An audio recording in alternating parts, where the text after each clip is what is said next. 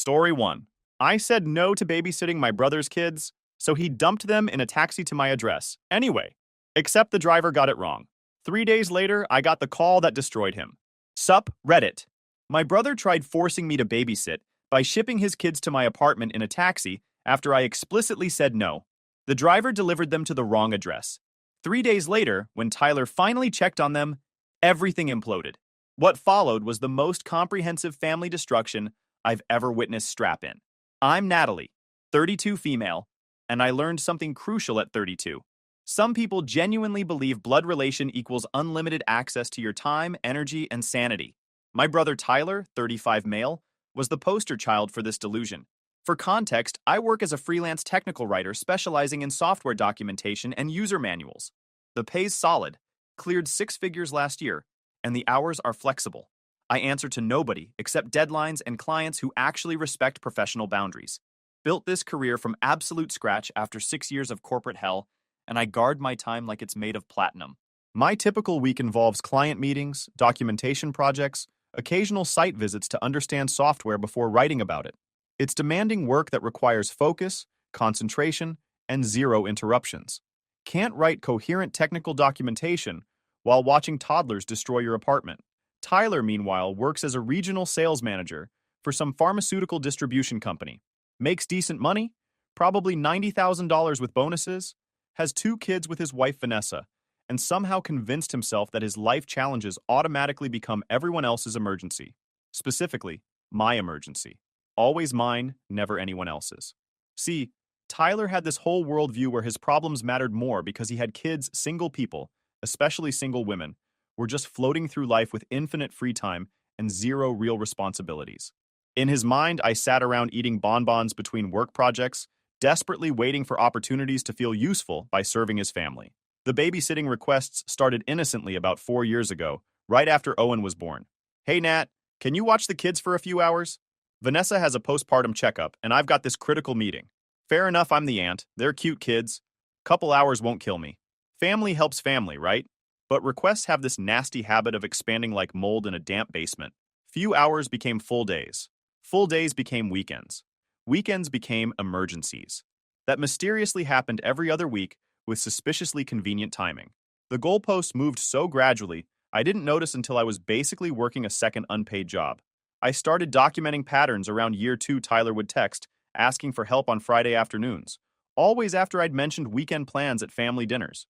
Vanessa would call during my stated work hours, asking if I could just swing by to watch the kids during crucial project deadlines. They'd show up unannounced with packed bags and travel cribs, like I'd already agreed to multi-day babysitting duty. The manipulation was sophisticated. They'd frame requests as desperate last-minute needs, but I'd later discover these were planned weeks in advance. Tyler would mention surprise work trips that turned out to be golf weekends with clients. Vanessa's emergency appointments were spa days with friends. Neither bothered lying convincingly because they assumed I wouldn't question family. My friend Jordan, who worked at the same medical complex as Vanessa's supposed appointments, eventually confirmed what I'd suspected. Half those emergency doctor visits were actually booking slots for couples massages and wine tastings. They were using me as free childcare while pretending it was medical necessity. The entitlement reached peak absurdity about 6 months ago. Thanksgiving dinner at our parents' house, whole family gathered around the table. I mentioned being swamped with a major project for a German automotive client. 6-week deadline, technical manuals for their new diagnostic software, huge contract that could lead to more work. Tyler barely looked up from his plate. That's cool. Hey, Vanessa and I were thinking about taking an anniversary cruise in January. 2 weeks in the Caribbean. You could watch Lily and Owen, right? School's in session, so you just need to do drop-offs and pickups. Not asking. Announcing. Like he'd already booked it. No, I said simply. Everyone went quiet. You'd think I'd announced I was joining a cult from their reactions. What do you mean, no? Mom asked. That particular tone she uses when someone's breaking unwritten family rules. I mean I'm not available. I'll be finishing that automotive project and starting another contract immediately after. Tyler laughed like I'd told a joke. Come on, Nat. You work from home. You can write and watch kids at the same time. This is what people who've never done focused creative or technical work genuinely believe, that you can simultaneously produce complex documentation requiring research, precision, and concentration, while preventing small children from electrical outlets and cleaning up juice spills. No, I can't. I replied. And I'm not available. Vanessa chimed in then, voice sweet with underlying steel. We really need this trip. Marriage counseling suggested we reconnect as a couple. Don't you want us to stay together? For the kids? Using their marriage stability as emotional leverage. Bold strategy. You have 2 months to find childcare, I said. I'm sure you'll figure something out. Dinner got awkward after that. Dad tried changing the subject. Mom gave me disappointed looks. Tyler and Vanessa whispered to each other, shooting glances my way. They'd expected easy agreement and were visibly thrown by actual resistance. The guilt campaign started the next day. Text from Mom. Your brother really needs this. Can't you be flexible just this once? Text from Dad. Family sacrifices for each other. That's what we do? Text from Tyler. Seriously? You're going to let my marriage fall apart because you can't take 2 weeks off? I didn't respond to any of them. That's when they ramped up to full manipulation mode. Vanessa called crying about how their relationship was falling apart, how they'd already booked the cruise based on my implied agreement from previous babysitting, how I was being cruel and selfish. Tyler sent long paragraphs about family obligation, about how some people prioritize their loved ones while others care only about money and work. The thing is, I'd heard variations of this script dozens of times. The emotional manipulation playbook was getting worn out. Cry about marriage problems. Imply I'm selfish. Suggest real family would help make their poor planning into my emergency. Rinse, repeat. I blocked them both for a week just to get peace. When I unblocked them, they'd apparently gotten the message, or so I thought. The texts stopped. The guilt trips ceased. I assumed they'd found alternative childcare or canceled their trip. Should have known better. 3 weeks before my planned vacation, I sent a family group text reminder. Just confirming. I'm off completely from March 15th to 22nd, finishing projects early and taking my first real break in 18 months. Phone will be on silent except emergencies. Looking forward to doing absolutely nothing. Clear communication, explicit boundaries, advance warning. Everything you're supposed to do. Tyler responded with a thumbs up emoji. Vanessa sent back a have fun. Mom replied about planning a lunch when I got back. Everything seemed normal and reasonable. The week before my vacation arrived with perfect timing. Wrapped up 2 major projects, invoiced clients, set up autoresponders, cleared my calendar, had this whole plan to sleep until noon, read books I'd been accumulating for months, cook elaborate meals, basically hibernate like a bear with good Wi-Fi. 3 days before vacation started, the Monday before, Tyler called. I almost didn't answer because I was in the middle of the final client reviews, but the timing felt pointed. Hey, he started. Way too casual. So Vanessa and I worked things out. Decided to take that trip we mentioned. We're thinking of leaving Thursday, getting back the following Sunday.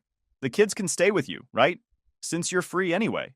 My brain did this weird pause, where I genuinely couldn't process what I'd just heard. Like he'd spoken in another language, or said something so absurd. My comprehension centers shut down. No, I said when my speech function rebooted. What? I'm not babysitting. I have plans. Plans? Nat, come on. You literally just told everyone you're staying home doing nothing. It's not like you're going somewhere. This is the thing about people like Tyler. They hear your plans, even explicitly stated plans, and immediately downgrade them to nothing if those plans interfere with their convenience. Staying home for vacation means nothing important is happening. Working from home means you're available anytime. Being single means your time is automatically less valuable than theirs. Doesn't matter what my plans are, I replied, working very hard to keep my voice level. The answer is no. I sent that reminder 3 weeks ago specifically so everyone knew I was unavailable. You're being ridiculous. They're your niece and nephew. Don't you want to spend time with them? Want to and available to are very different things. This is my vacation. My time off. Time I'm taking specifically to not be responsible for anyone else. The conversation devolved predictably. I was being selfish. Didn't I care about their marriage? Didn't I want to spend time with my niece and nephew? When would I stop being so self-centered and start acting like family? I let him finish his tantrum, counting to 10 mentally before responding. Tyler, I've babysat for you approximately 60 times in the last 2 years. I've canceled plans, rearranged work, sacrificed weekends. I'm not being selfish. I'm being unavailable. Those are different things. This is different. This is important. My vacation is important to me. It's 1 week, Natalie. 1 week to help your brother save his marriage. Here's the manipulation formula Tyler always used. Make his poor planning into my moral failing position, every request as a crisis only I could solve. Frame any refusal as me choosing selfishness over family love. It had worked dozens of times before because I hadn't recognized the pattern. The answer is no, I repeated. Find other childcare. You have 3 days. Fine, fine. Don't help. See if anyone helps you when you need something someday. He hung up. That was Monday. By Tuesday afternoon, the guilt campaign started escalating into advanced manipulation territory. Text from Vanessa. I can't believe you'd let our marriage fall apart over 1 week. We've already paid for the cruise. Non-refundable. Tyler told me you'd agreed to help. Text from Mom. Your brother is really hurting right now. Their marriage is in trouble and they need this time together. Can't you be flexible? Text from Dad. Disappointed in your attitude lately. Family sacrifices for each other. That's what we do. Text from Tyler. Long paragraphs about how he'd always been there for me, citation needed, about how some people prioritize loved ones while others care only about themselves, about how when he had kids, I'd understand real responsibility. The group chat got ugly. Tyler posted a long message about how marriage takes work, how couples need support from family, how it was sad that some people valued their alone time more than helping relatives in need. Never named me directly, but everyone knew the target. I didn't respond to any of it. Not the texts, not the calls, not the passive-aggressive group chat messages. Engaging would just add fuel. Some people mistake silence for weakness or guilt. They think if they just push hard enough with the right emotional buttons, you'll eventually cave. Tyler was about to learn a very expensive lesson about assumptions. Wednesday passed quietly. Too quietly. The text stopped. The calls ceased. I figured they'd either found alternative childcare or canceled their trip. Made sense. 3 days wasn't much time to arrange backup plans Thursday morning. Official day 1 of my glorious vacation. I woke up naturally around 9 a.m. No alarm, no immediate obligations, no urgent client emails. Made elaborate breakfast with actual time to enjoy it. Set up my reading corner with a stack of books I'd been collecting. Lit candles. Put phone on Do Not Disturb, except for favorites list. This was it. This was the piece I'd been working toward for 18 months straight. 7 days of absolutely nothing productive and zero guilt about it.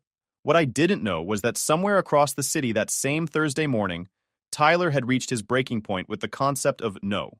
He'd decided that if I wasn't going to help willingly, he'd just make it happen anyway through force of will and creative problem solving. His plan was simple in that special way. Bad plans always seem simple to their creators. He'd put the kids in a taxi, send them to my address, and by the time they arrived, I'd have to take them. Can't exactly turn away children standing at your door. Mission accomplished, resistance defeated, Tyler wins again. He called a taxi around 9 a.m. Thursday morning, put Lily, 7, and Owen, 5, in the back seat with a small overnight bag containing minimal clothes, some snacks, and their favorite stuffed animals. Gave the driver my address, or what he thought was my address, and explicit instructions to take them to apartment 3B. Paid the driver extra to ensure the kids got safely to the door. No note, no text, no phone call to me. Just shipped them like Amazon packages and assumed they'd arrive, get accepted, and everyone would move on. In Tyler's mind, this was clever problem solving. Force the situation. Eliminate my choice.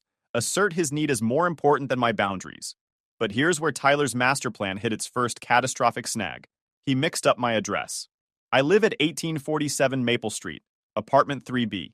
He told the driver 1487 Maple Street transposed numbers. Completely different street in a completely different neighborhood about 4 miles away. The taxi driver, either through his own error or Tyler's unclear instructions or just bad luck, took this information and plugged it into his GPS. Never questioned it, never called to confirm, never thought to verify that he was dropping young children at the right location. Just followed the GPS to 1487 Maple Street and pulled up to the curb. There was a small house there with a neat yard and a woman outside gardening. Driver assumed this must be the right place. House matched the neighborhood description Tyler had probably given. He got the kids out, walked them to the sidewalk, made sure they had their bag, then drove away to his next fare. Just left them there. On a random sidewalk in front of a stranger's house. The woman gardening was named Helen, retired school teacher, lived alone in the house she'd owned for 40 years. She looked up from her roses to find 2 small children standing on her curb, looking confused and scared, small bag between them. Her first thought was that they were grandchildren of neighbors, visiting the wrong house by mistake. Happened sometimes in the subdivision. Kids got addresses mixed up. GPS sent people to similar numbers. Figured their parents or guardians were nearby and would realize the error any minute. But nobody came. Lily and Owen stood there uncertainly. Lily, being 7 and the responsible older sister, kept saying they were supposed to go to Aunt Natalie's house, but didn't know the exact address or my last name or phone number. Owen just clutched his stuffed dinosaur and looked ready to cry. Helen did what kind people do when confused children appear. She approached slowly, spoke gently, asked if they were lost. Both kids nodded. She asked if they knew their parents' phone numbers. Lily rattled off a number that turned out to be Tyler's office line. Disconnected because he'd changed jobs 6 months ago, Helen brought them inside, gave them juice boxes and cookies, turned on cartoons, called the number Lily had given but got the automated disconnect message. Tried searching for Natalie in the local directory, but there were hundreds. Kids couldn't remember my last name, kept just saying Auntie. She figured someone would come looking soon. Parents would realize kids hadn't arrived, retrace steps, find them. Happened all the time with confused deliveries and mixed up addresses. So she waited and waited. Evening came. No parents, no frantic guardians, no police knocking. Just 2 increasingly frightened children who didn't understand what was happening. Helen made them dinner, set up her guest room, assured them their family was probably looking, and would find them soon. Friday passed the same way. Helen kept expecting someone to show up. Call the police. Something. She didn't call authorities herself because the kids seemed cared for. Clean, healthy, not abused, just lost. She kept thinking any minute their family would find them. Saturday came and went. 3 full days. 72 hours of 2 kids sitting in a stranger's house while their father presumably believed they were at my apartment, and I had absolutely no idea they existed in my vacation bubble. Helen was starting to seriously worry by Saturday evening. This wasn't a simple mix-up anymore. Something was genuinely wrong. She was planning to call police first thing Sunday morning if nobody showed up. Meanwhile, back at my apartment, I was living my best life completely oblivious to any of this. Thursday, I'd read 3 books. Friday, I'd cooked elaborate meals and watched movies.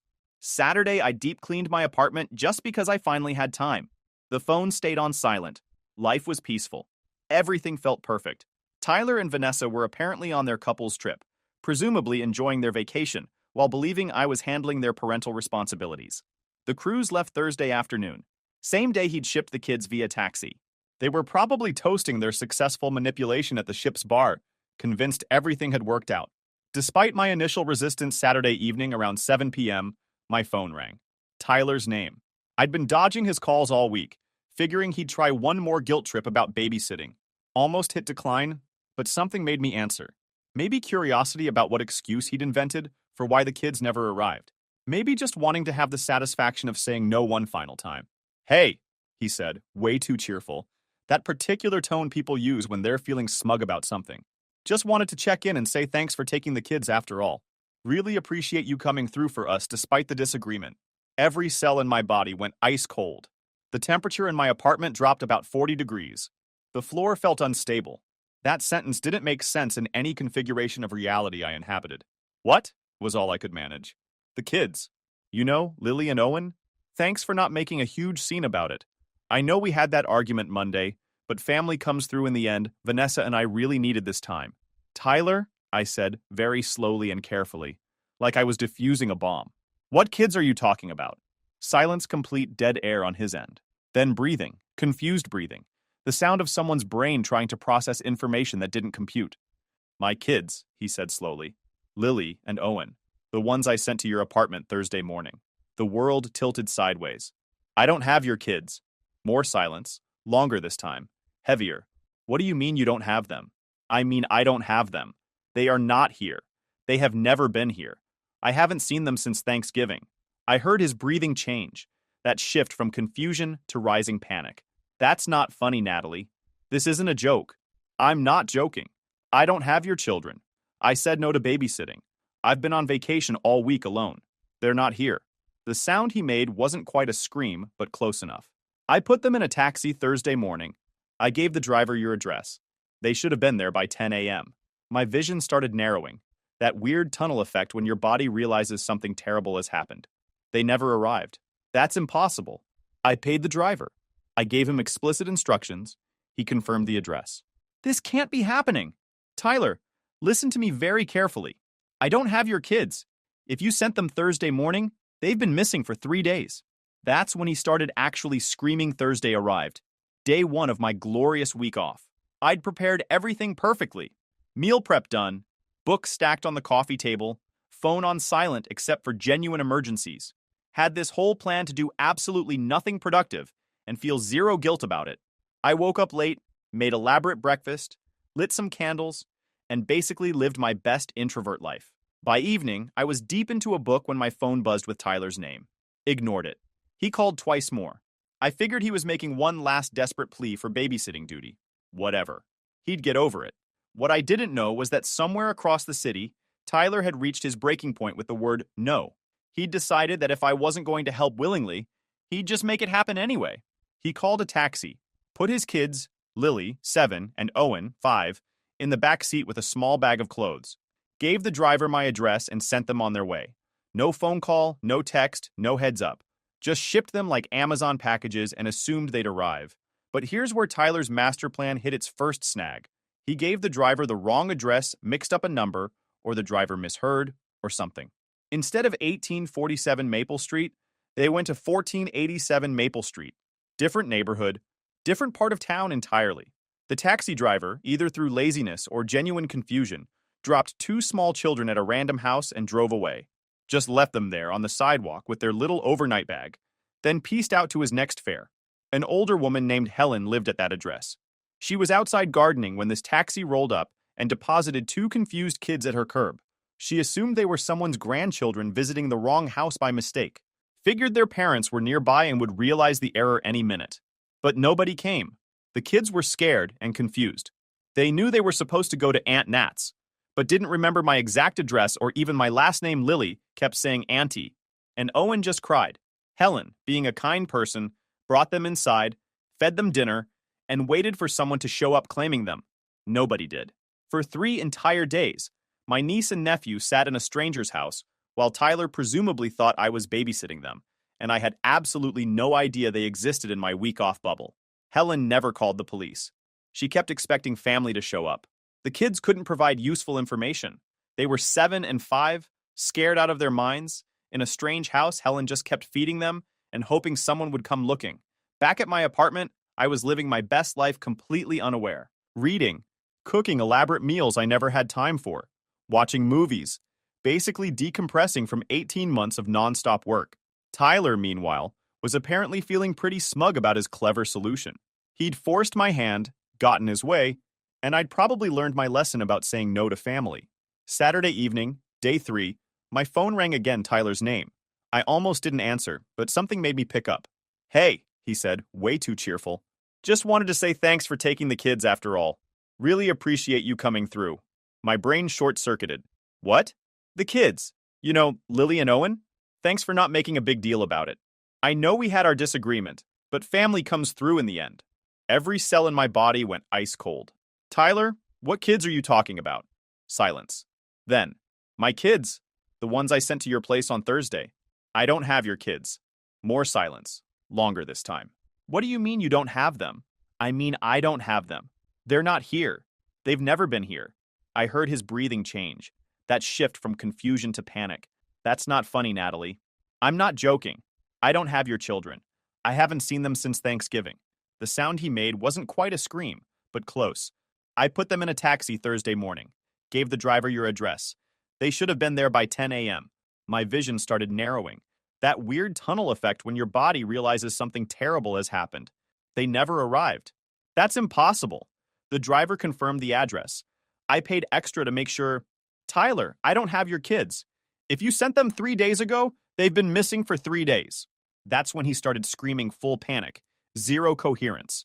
Words tumbling over each other about how this couldn't be happening. How it was my fault for not answering his calls. How I should have been waiting for them. I hung up and immediately started moving.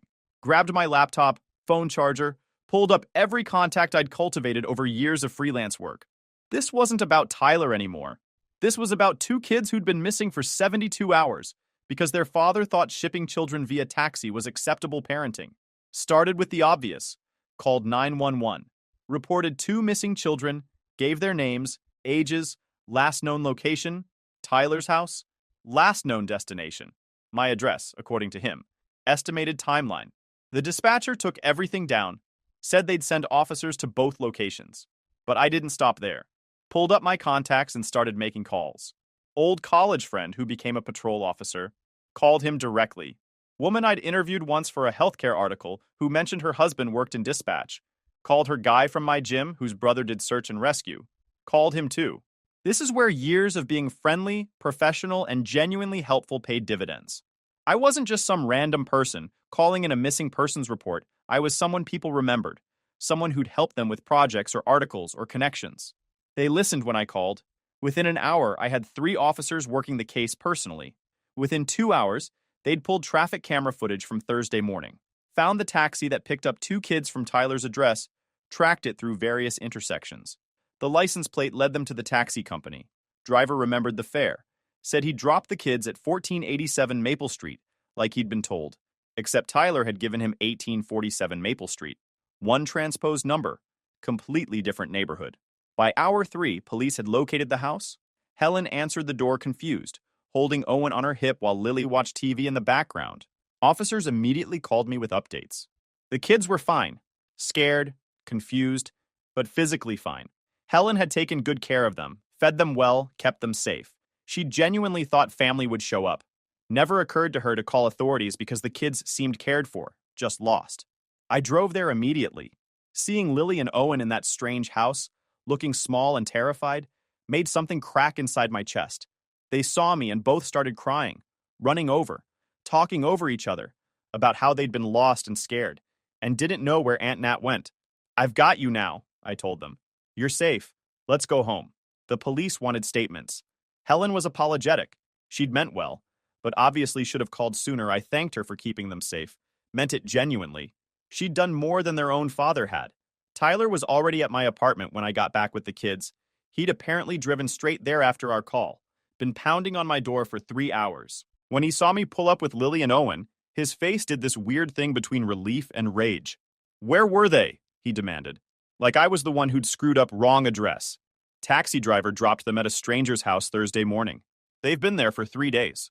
His face went white, but I gave him your address. You gave him the wrong address and you never followed up. Never called to confirm they arrived. Never checked in with me. Just assumed everything worked out because that's what you wanted to believe. He started making excuses.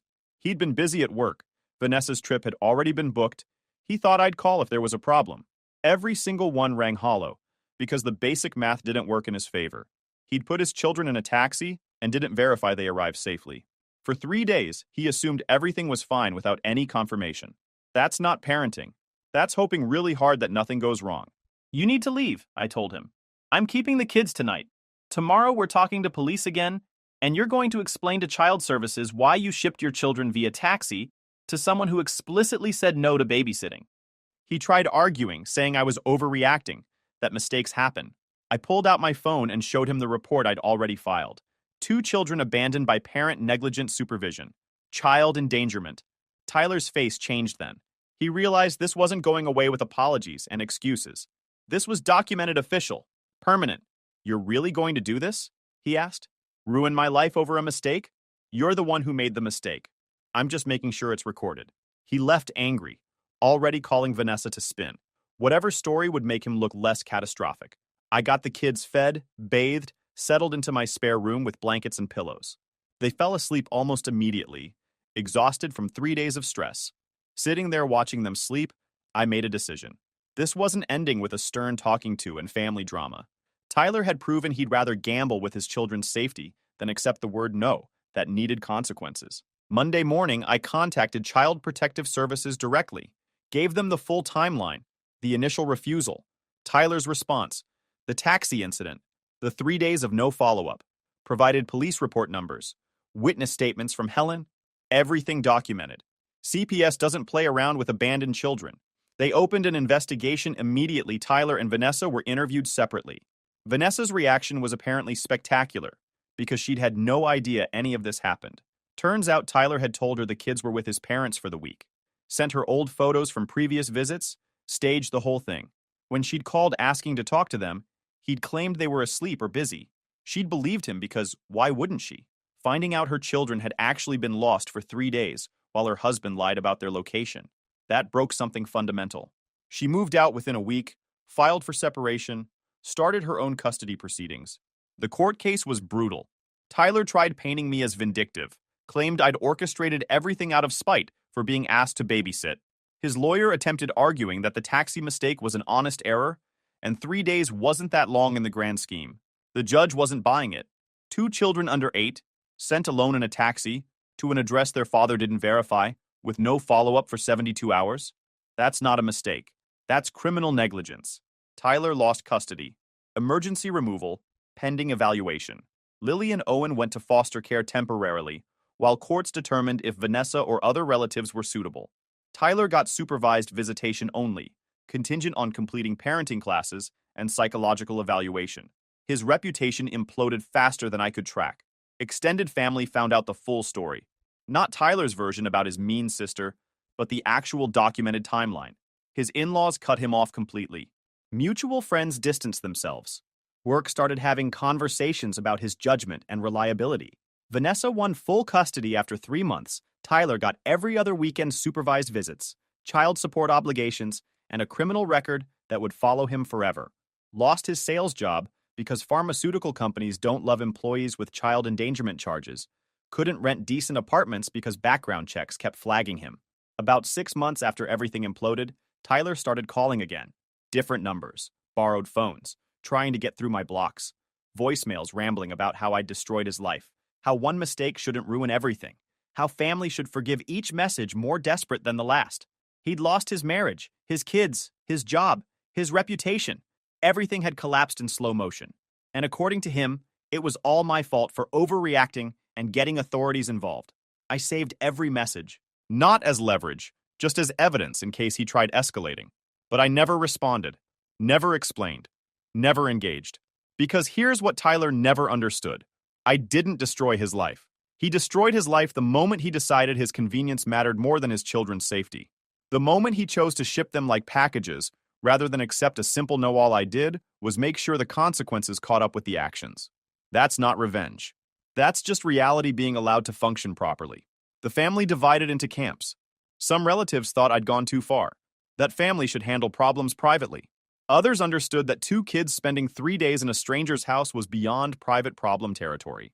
My parents tried playing mediator at first, suggesting we all sit down and work things out. I shut that down immediately.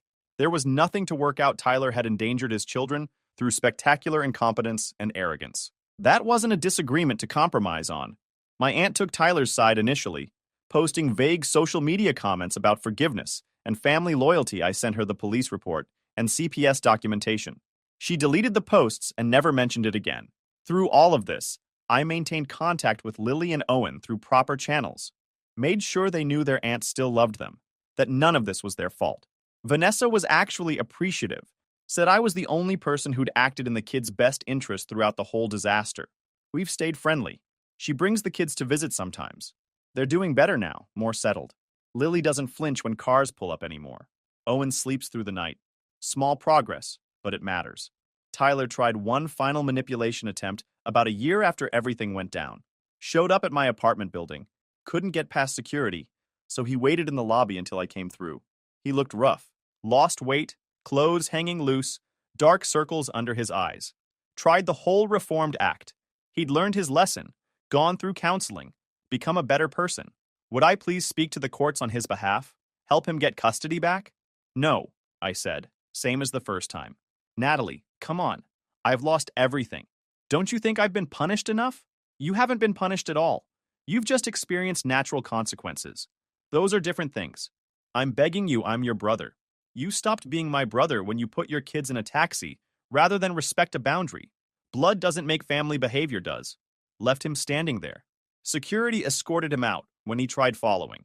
He hasn't come back since. The thing about Tyler's story is that he never actually learned the lesson. Even now, years later, he tells anyone who'll listen that his vindictive sister destroyed his life over a simple misunderstanding. He's the victim in his version, the misunderstood father who made one tiny mistake. But the timeline doesn't lie. 3 days. 72 hours. That's how long he went without confirming his children were safe. That's not a mistake. That's a choice, made over and over again every time he didn't pick up the phone. People ask sometimes if I regret getting authorities involved. If I wish I'd handled it within the family to avoid the fallout. The answer's always the same. Absolutely not. Because family isn't about covering up dangerous behavior. Real family protects the vulnerable, holds people accountable, and prioritizes safety over convenience. Tyler wanted me to prioritize his convenience over his children's safety. That's not family. That's enabling. I've built a good life in the years since careers better than ever. Boundaries are solid. Relationships are healthier. Lily and Owen are thriving with their mom. Tyler's stuck in a studio apartment working retail and blaming everyone but himself. Some people would call that harsh. I call it appropriate. He gambled with his kids' lives because saying, "I'm sorry, I can't watch them," was somehow too difficult for him to process. Those kids spent 3 nights in a stranger's house because their father was too proud and too stubborn to accept a simple no. That's not a mistake you bounce back from. That's not something you smooth over with time and apologies. That's a fundamental failure that reveals who someone really is when they don't get their way. And the most satisfying part? I didn't have to do anything dramatic. Didn't have to plot revenge or sabotage anything. Just told the truth, documented everything, and let the system work the way it's supposed to. Tyler destroyed himself. I just refused to help clean up the mess. Last I heard, he's trying to reconnect with Lily and Owen now that they're older. They're not interested. Lily's 14 now, Owen's 12. Old enough to understand what their father did, old enough to choose. They chose not to have a relationship with someone who abandoned them in a taxi. Can't say I blame them. Some lessons stick forever.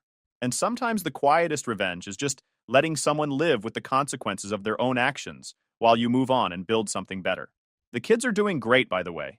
Lily wants to be a lawyer, says she wants to help kids like her. Owen's into computers, building his own systems at 12. They're smart, resilient, and surrounded by people who actually prioritize their safety.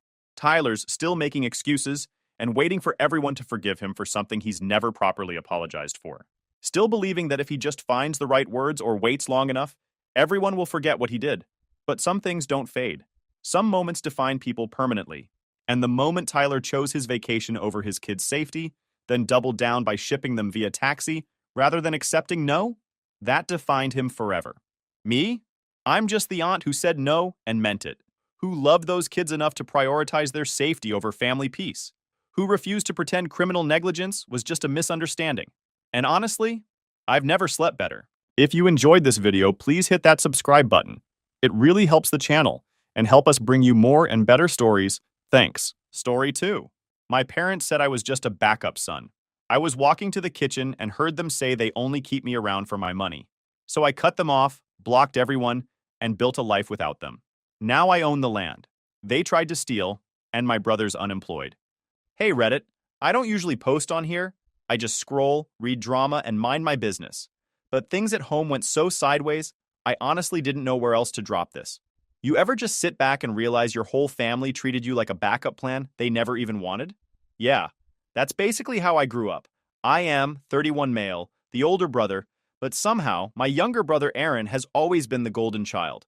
I mean, the kid could literally set the living room on fire and my parents would ask me why I left the matches out.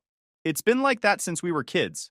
They used to call Aaron, 28 male, a little genius, just because he could plug in the DVD player on his own. Meanwhile, I was the one cooking boxed mac and cheese by age 9 while our parents were out doing God knows what. But none of that mattered to them. Aaron had potential. I was just there. Our mom, Nancy, is that kind of woman who talks like everything's fine but drips venom in every sentence. She'd say things like, "Aaron just needs more space to grow, and you're older, you should understand better." Our dad, Stan, wasn't any better. He treated Aaron like the second coming of Steve Jobs and looked at me like I was a broken tire jack. It got worse as we got older. When I turned 17, I got a job at a local repair shop, changing oil, replacing brakes, basic stuff. I was just trying to stack some money, maybe help out a little. And what did they do? Start charging me $400 a month in rent. That's right, 17, still in high school, paying rent to live in a house I grew up in. Fast forward a year. Aaron turns 16 and crashes his car. Guess who pays to fix it? Not him, not our parents, me. And they acted like it was normal. Like, well, you have a job, and Aaron's still trying to find himself. Find himself? Bro was literally skipping class to vape behind the school and cheat off his girlfriend's homework. And they wonder why I moved out as soon as I legally could. But here's the thing. No matter how bad it got, I still helped them. When Dad lost his job for the third time, which wasn't even a surprise at that point, I helped cover their electric bills. I sent money monthly when their mortgage started falling behind. Even bought Aaron a used laptop when he said he needed it for a remote internship that turned out to be some MLM crypto thing. I didn't do it because they deserved it. I did it for my mom, mostly. I kept thinking she'd change, that if I helped enough, they'd finally see I was worth something. But people like that don't change. They just see you as a faucet, and the second it stops dripping, they start screaming. My wife, Sarah, kept telling me it wasn't right. She's a third-grade teacher, sweetest person I know. Tough when she needs to be, but always fair. Every time we'd visit my parents, my mom would hit her with one of those fake smile lines like, "So are you still just teaching?" Or, "Must be nice to have summers off."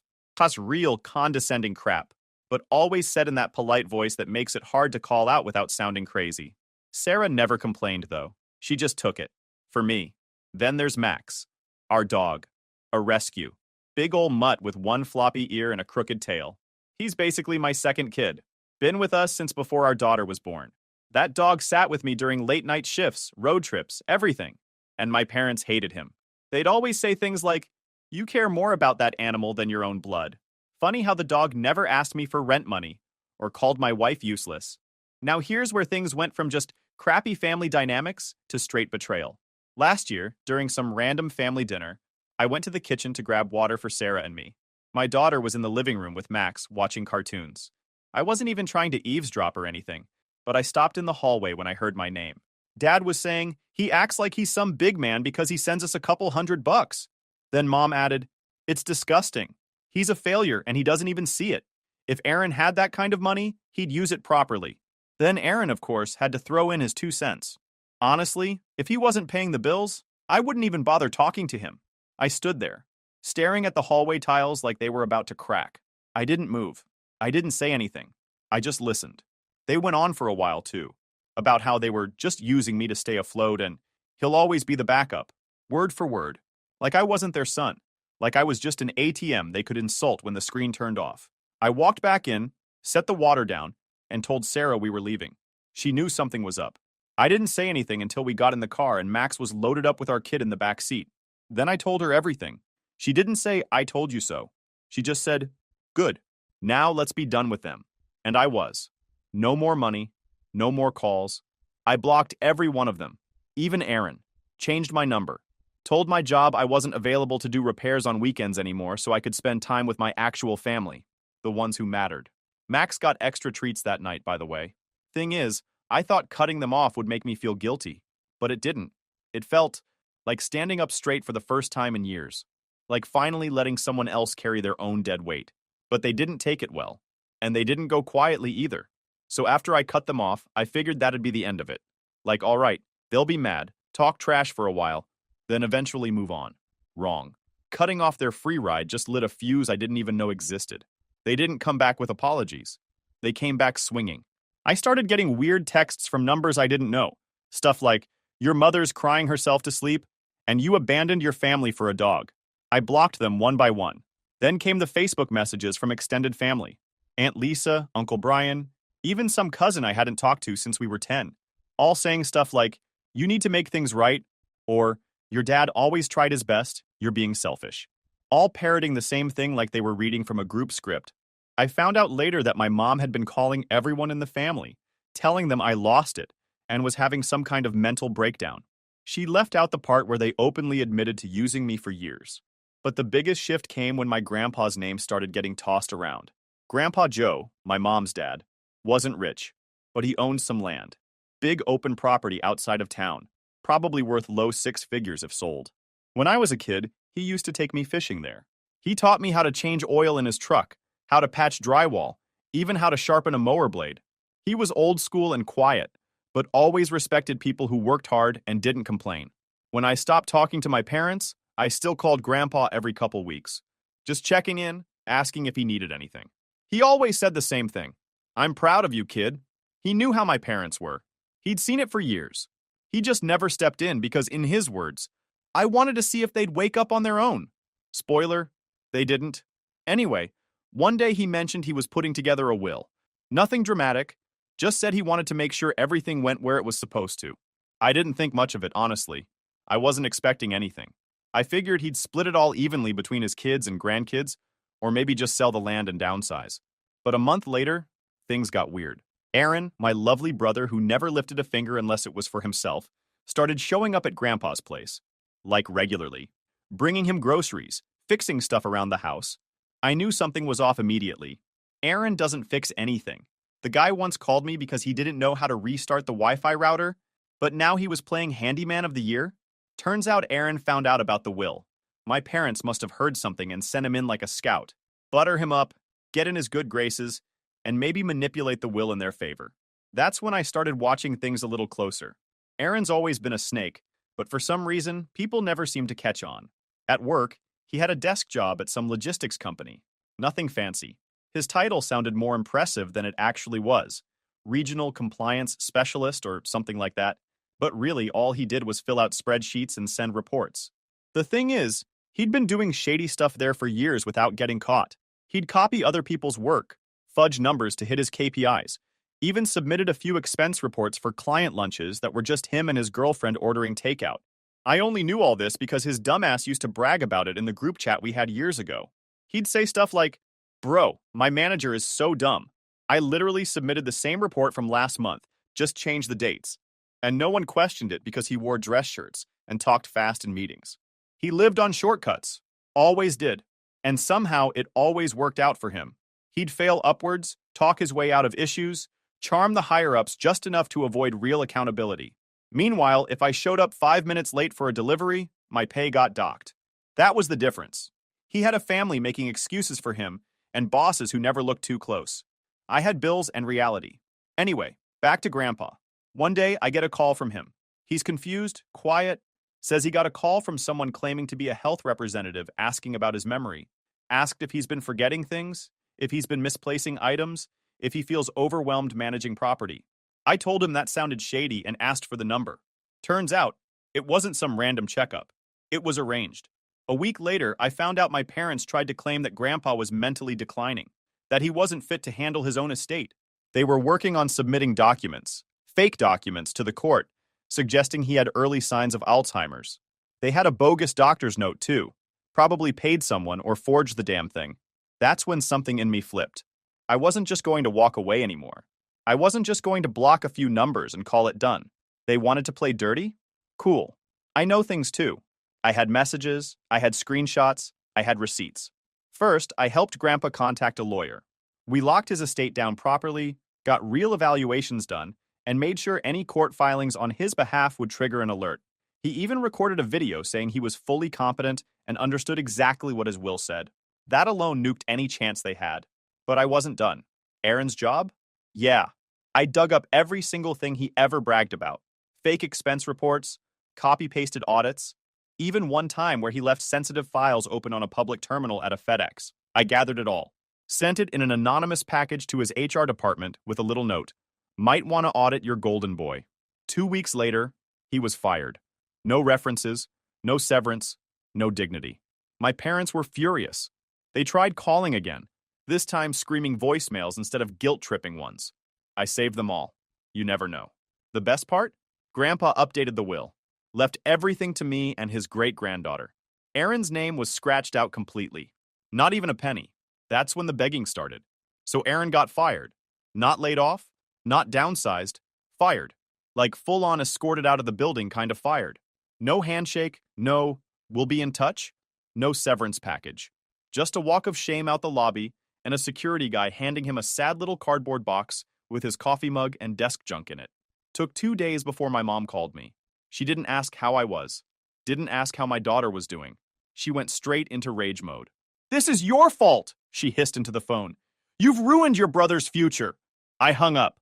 Then she started texting Sarah. That didn't go the way she planned either. Sarah doesn't play polite.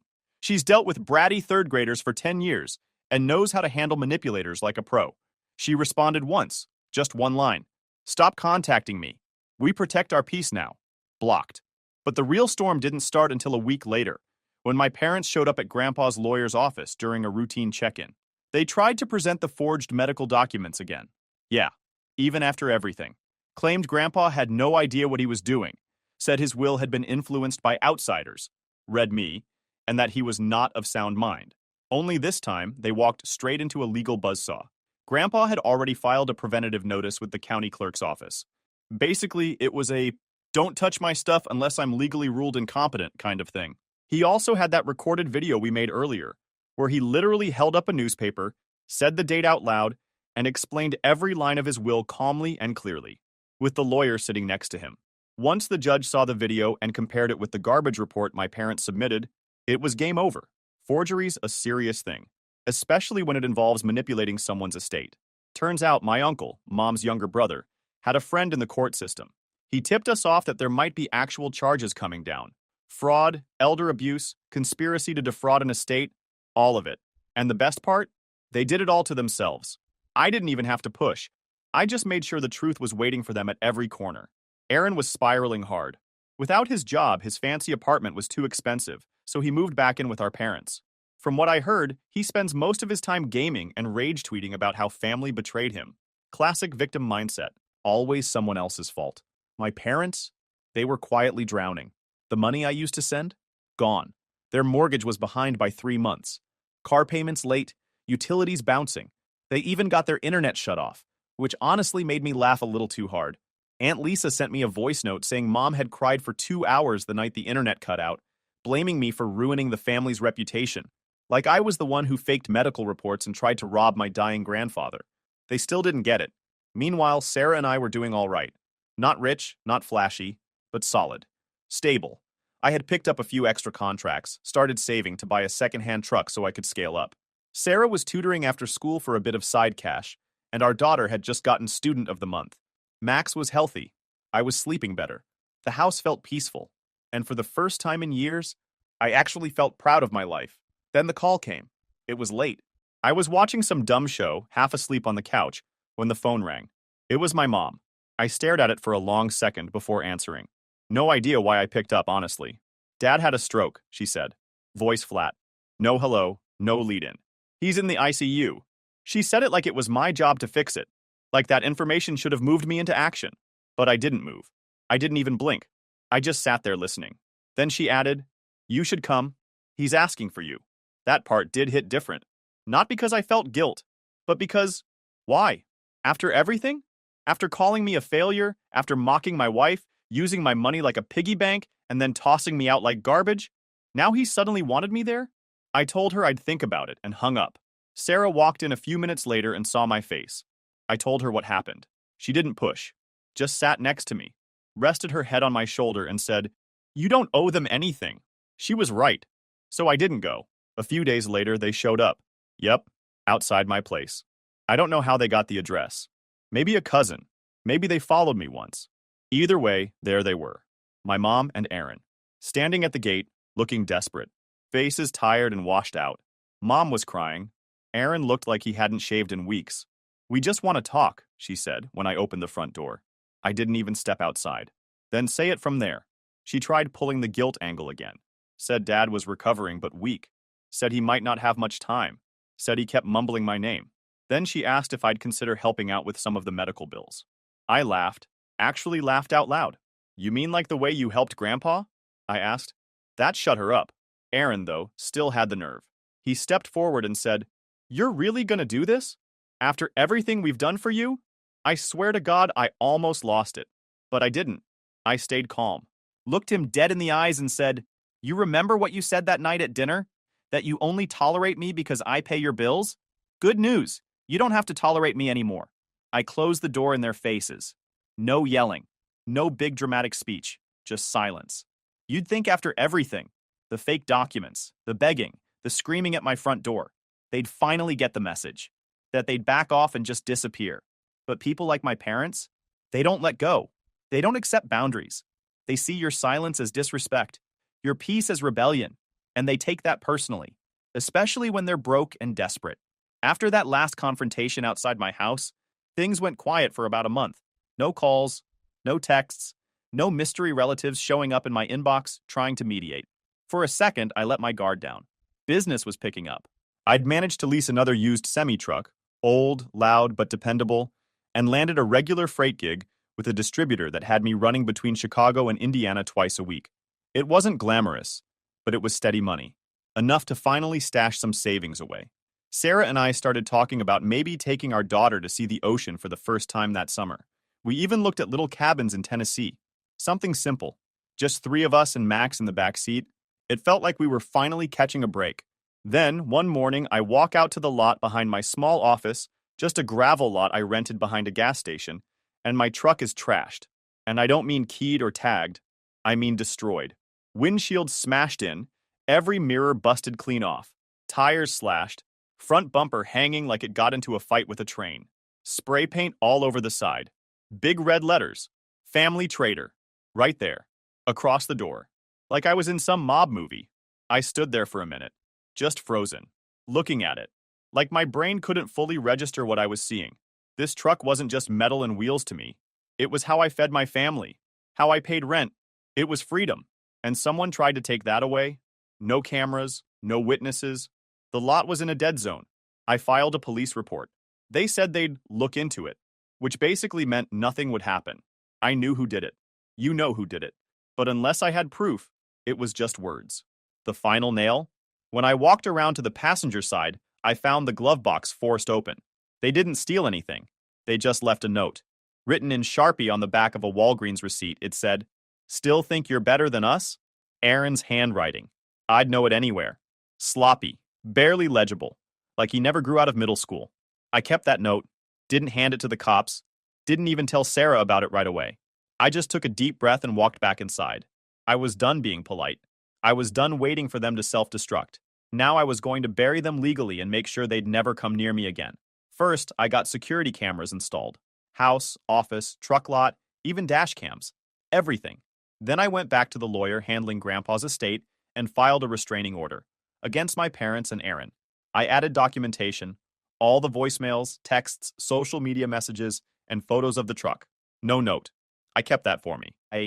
The lawyer helped file a civil claim too, property damage and loss of income. I didn't even care about the money. I just wanted it on paper. A paper trail. Something their next victim or future employer could find if they ever ran a background check. While that was processing, I worked off my backup truck. It was slower, older, didn't have a sleeper cab, so I had to rent cheap motels when routes went long. But I made it work. Max rode shotgun most days. Sarah packed me extra sandwiches. My daughter left me little drawings in the glove box. I kept moving. What pissed me off the most wasn't even the damage. It was the message. That note. That smug little question. Still think you're better than us? I never thought I was better. I thought I was free. And that's what they couldn't handle. My success wasn't flashy. I wasn't rich. I wasn't famous. But I didn't need them anymore. That's what drove them mad. That's why they lashed out. Because people like that need someone under them. Someone they can look down on, control, humiliate, when their own lives fall apart. I took that away from them. When the court date came, they didn't even show up. My lawyer said it was probably because they knew they couldn't afford the risk. Losing the case would have put a judgment on their record, made it even harder for them to get loans or credit or whatever half-baked plan they were cooking up next. But the judge approved the restraining order. 6 months renewable, and I did renew it. Twice. At that point, they were basically ghosts. I didn't hear from them. No more doorsteps, no more calls. But word got around. Aunt Lisa called me one night and told me my parents were ashamed to show their faces in town anymore. They'd become a punchline. Whispers at church, awkward glances at the grocery store. Even their old friends had started backing away. Apparently, someone in their friend group had a kid who worked in HR at Aaron's old company. Found out exactly why he got fired. Word spreads fast when your whole life's built on image. Good. They earned every bit of it. Meanwhile, I kept building. By the end of the year, I'd saved up enough to buy my own office trailer. Just a small used one from a contractor who was retiring. Plopped it down behind the lot, hooked up power, turned it into a little dispatch center. Sarah helped design the inside. My daughter helped name it Base Truck. The name stuck. Max got a little bed in the corner. We hung up a whiteboard, some shelves, even got a mini fridge. It wasn't fancy, but it was ours. One night, as I was locking up, Sarah pulled into the lot with Olivia in the back seat. They'd brought takeout. We sat on the steps of the office trailer, eating fries, watching the sun go down, and I realized something. They hadn't just damaged a truck. They'd tried to destroy my life, but all they did was make me build a better one. A few months after the truck incident, things finally started feeling solid. I wasn't rich, but I was stable. The restraining order did its job. No more surprises, no more smashed windshields. Just peace. Boring, quiet, reliable peace. The kind that doesn't sound like much until you've lived years without it. Then I got a call from Grandpa. He was calm like always. Told me to stop by that weekend. Said he wanted to finalize everything with the lawyer and make it official. I already knew what he meant, but I didn't push. I'd learned with Grandpa. When he was ready to talk, he talked. So I drove out Saturday morning. Sarah and Olivia came too. Grandpa always had a soft spot for my daughter. He'd saved every drawing she ever gave him, and he kept them framed in his hallway like they were rare museum pieces. She gave him a new one that day. It was a picture of us standing in front of a big red truck with hearts all over it. He stuck it on the fridge right next to the family photo from our wedding. Then we sat down with the lawyer. Grandpa pulled out a folder. It had everything in it: the deed transfer, the revised will, a letter to the court, even a notarized statement explaining why he made the changes. He wasn't messing around. He said, "I've seen what entitlement looks like. I'm not letting it ruin this land." He gave half the remaining property to Uncle Ray, his only brother still alive, and the other half to me. No loopholes. No, unless he apologizes crap. No one else's name appeared anywhere in the documents. Then he handed me a second folder. Inside was a check. 6 figures. He said, "I sold the hunting cabin. Figured you'd put it to better use." I didn't even know what to say. That cabin had been in the family for decades. But he just looked at me and said, "That place held memories for people who stopped caring. It's time for it to hold value for someone who does." I didn't cry. I'm not a big crier. But something inside me cracked a little. The kind of crack that makes you feel seen. Like someone finally acknowledged the years you spent holding everything together while being told you were nothing. That money didn't go toward some flashy car or big house. I used it to lease 2 more trucks and bring on 3 full-time drivers. All guys like me. Overlooked, underpaid, treated like tools by their last company. I paid them fair. Gave them weekends off. Hell, even built a little break room in the corner of the new warehouse we rented. Nothing fancy. Microwave, coffee pot, folding chairs. But it was ours. Business boomed. Word got around that we were reliable, fast, and honest. Soon we had contracts running up to Minnesota, down to Kentucky. It got to the point where I had to hire a dispatcher just to keep up with scheduling. And every time I pulled into the lot, saw the fleet, saw a base truck lit up at night, I'd think, this is what I built without them. And apparently that's what drove them insane. Because somehow, they found out. I don't know if it was a cousin stalking my LinkedIn or someone in town running their mouth, but it didn't take long before the messages started again. Must be nice with Grandpa's money. You're stealing what belongs to our family. Don't forget who raised you. Funny. I never forgot. I just stopped pretending they did a good job. The worst was when my mom tried to play the health card again. Called me sobbing, talking about how Dad's recovery was going backwards, how he needed a new medication they couldn't afford. Tried to guilt me into covering the cost. This time, though, she added something new. "We'll lose the house, Caleb. Aaron has nowhere else to go." That was supposed to make me care. I told her flat, "You raised a man who cheats, lies, and destroys things he didn't earn. That's not my problem anymore." She snapped. Went full rage mode. Called me every name you can imagine. Said I was cold, heartless. Said Grandpa would be ashamed if he knew what I'd become. Too bad Grandpa was sitting next to me at the time. I'd answered the call on speaker in his living room. He leaned back, sipping his tea, and muttered, "She never did know when to shut up." I think that was the last time I spoke to her. 2 weeks later, I found out they tried one final move. They hired some sleazy lawyer to challenge the will. Their claim? Grandpa had been coerced into making the changes. That I'd manipulated him. That he was too old to make legal decisions. They tried to dig up anything they could. Old health records, blurry statements from distant relatives who hadn't seen him in years. Even tried to drag Uncle Ray into it, who told them to go to hell, by the way. Their biggest piece of evidence was a photo of me helping Grandpa up the stairs at the courthouse. You know, doing what decent people do when someone is 84 with a bum knee. The judge dismissed the case in under 10 minutes. Grandpa's lawyer didn't even break a sweat. The court fined them for filing a frivolous suit and wasting time. I heard they had to take out a loan to cover it. Now they were truly sinking. The house? They ended up defaulting. It got auctioned off. I didn't buy it. Not because I couldn't, but because I didn't want the headache. Let someone else gut it and start over. Aaron? I heard he bounced around a few jobs. None of them sticking. He's living with some girl now who has no idea who he really is. Last I heard, he was telling people I stole from Grandpa and framed him at work. Funny how that story keeps changing. As for my parents, they moved into a small apartment in the bad part of town. Word is, they're scraping by on whatever retirement funds they didn't already burn through. They keep telling people I abandoned them. And they're not wrong. It should have ended with the court case. With the house gone, the will locked down, and me finally free of their mess. But people like my father don't go down with quiet dignity. He'd spent his whole life puffing his chest, mocking others, acting like the world owed him something just for existing. When it all crumbled, he needed a final performance. I got the call on a Tuesday. It was Aaron. First time I'd heard his voice in months. Dad had another stroke, he said. No hello, just straight into it. It's worse this time. They don't know if he's gonna make it. I didn't say anything. He kept going. He's asking for you, man. He keeps saying your name over and over. Just come see him. I waited for the rest. There's always more with him. He doesn't have anyone left, just mom and me. And she's not doing great either. Please, he just wants to see his son. I almost laughed. He didn't want to see his son. He wanted to see his last shot at a payout. But I didn't say that. I just said, let me think about it, and hung up. I told Sarah later that night while we were making dinner. Olivia was sitting at the table drawing some picture of Max with a superhero cape on. It should have been a peaceful moment. Sarah looked at me and said, "You're not really thinking about going, are you?" "I don't know," I said.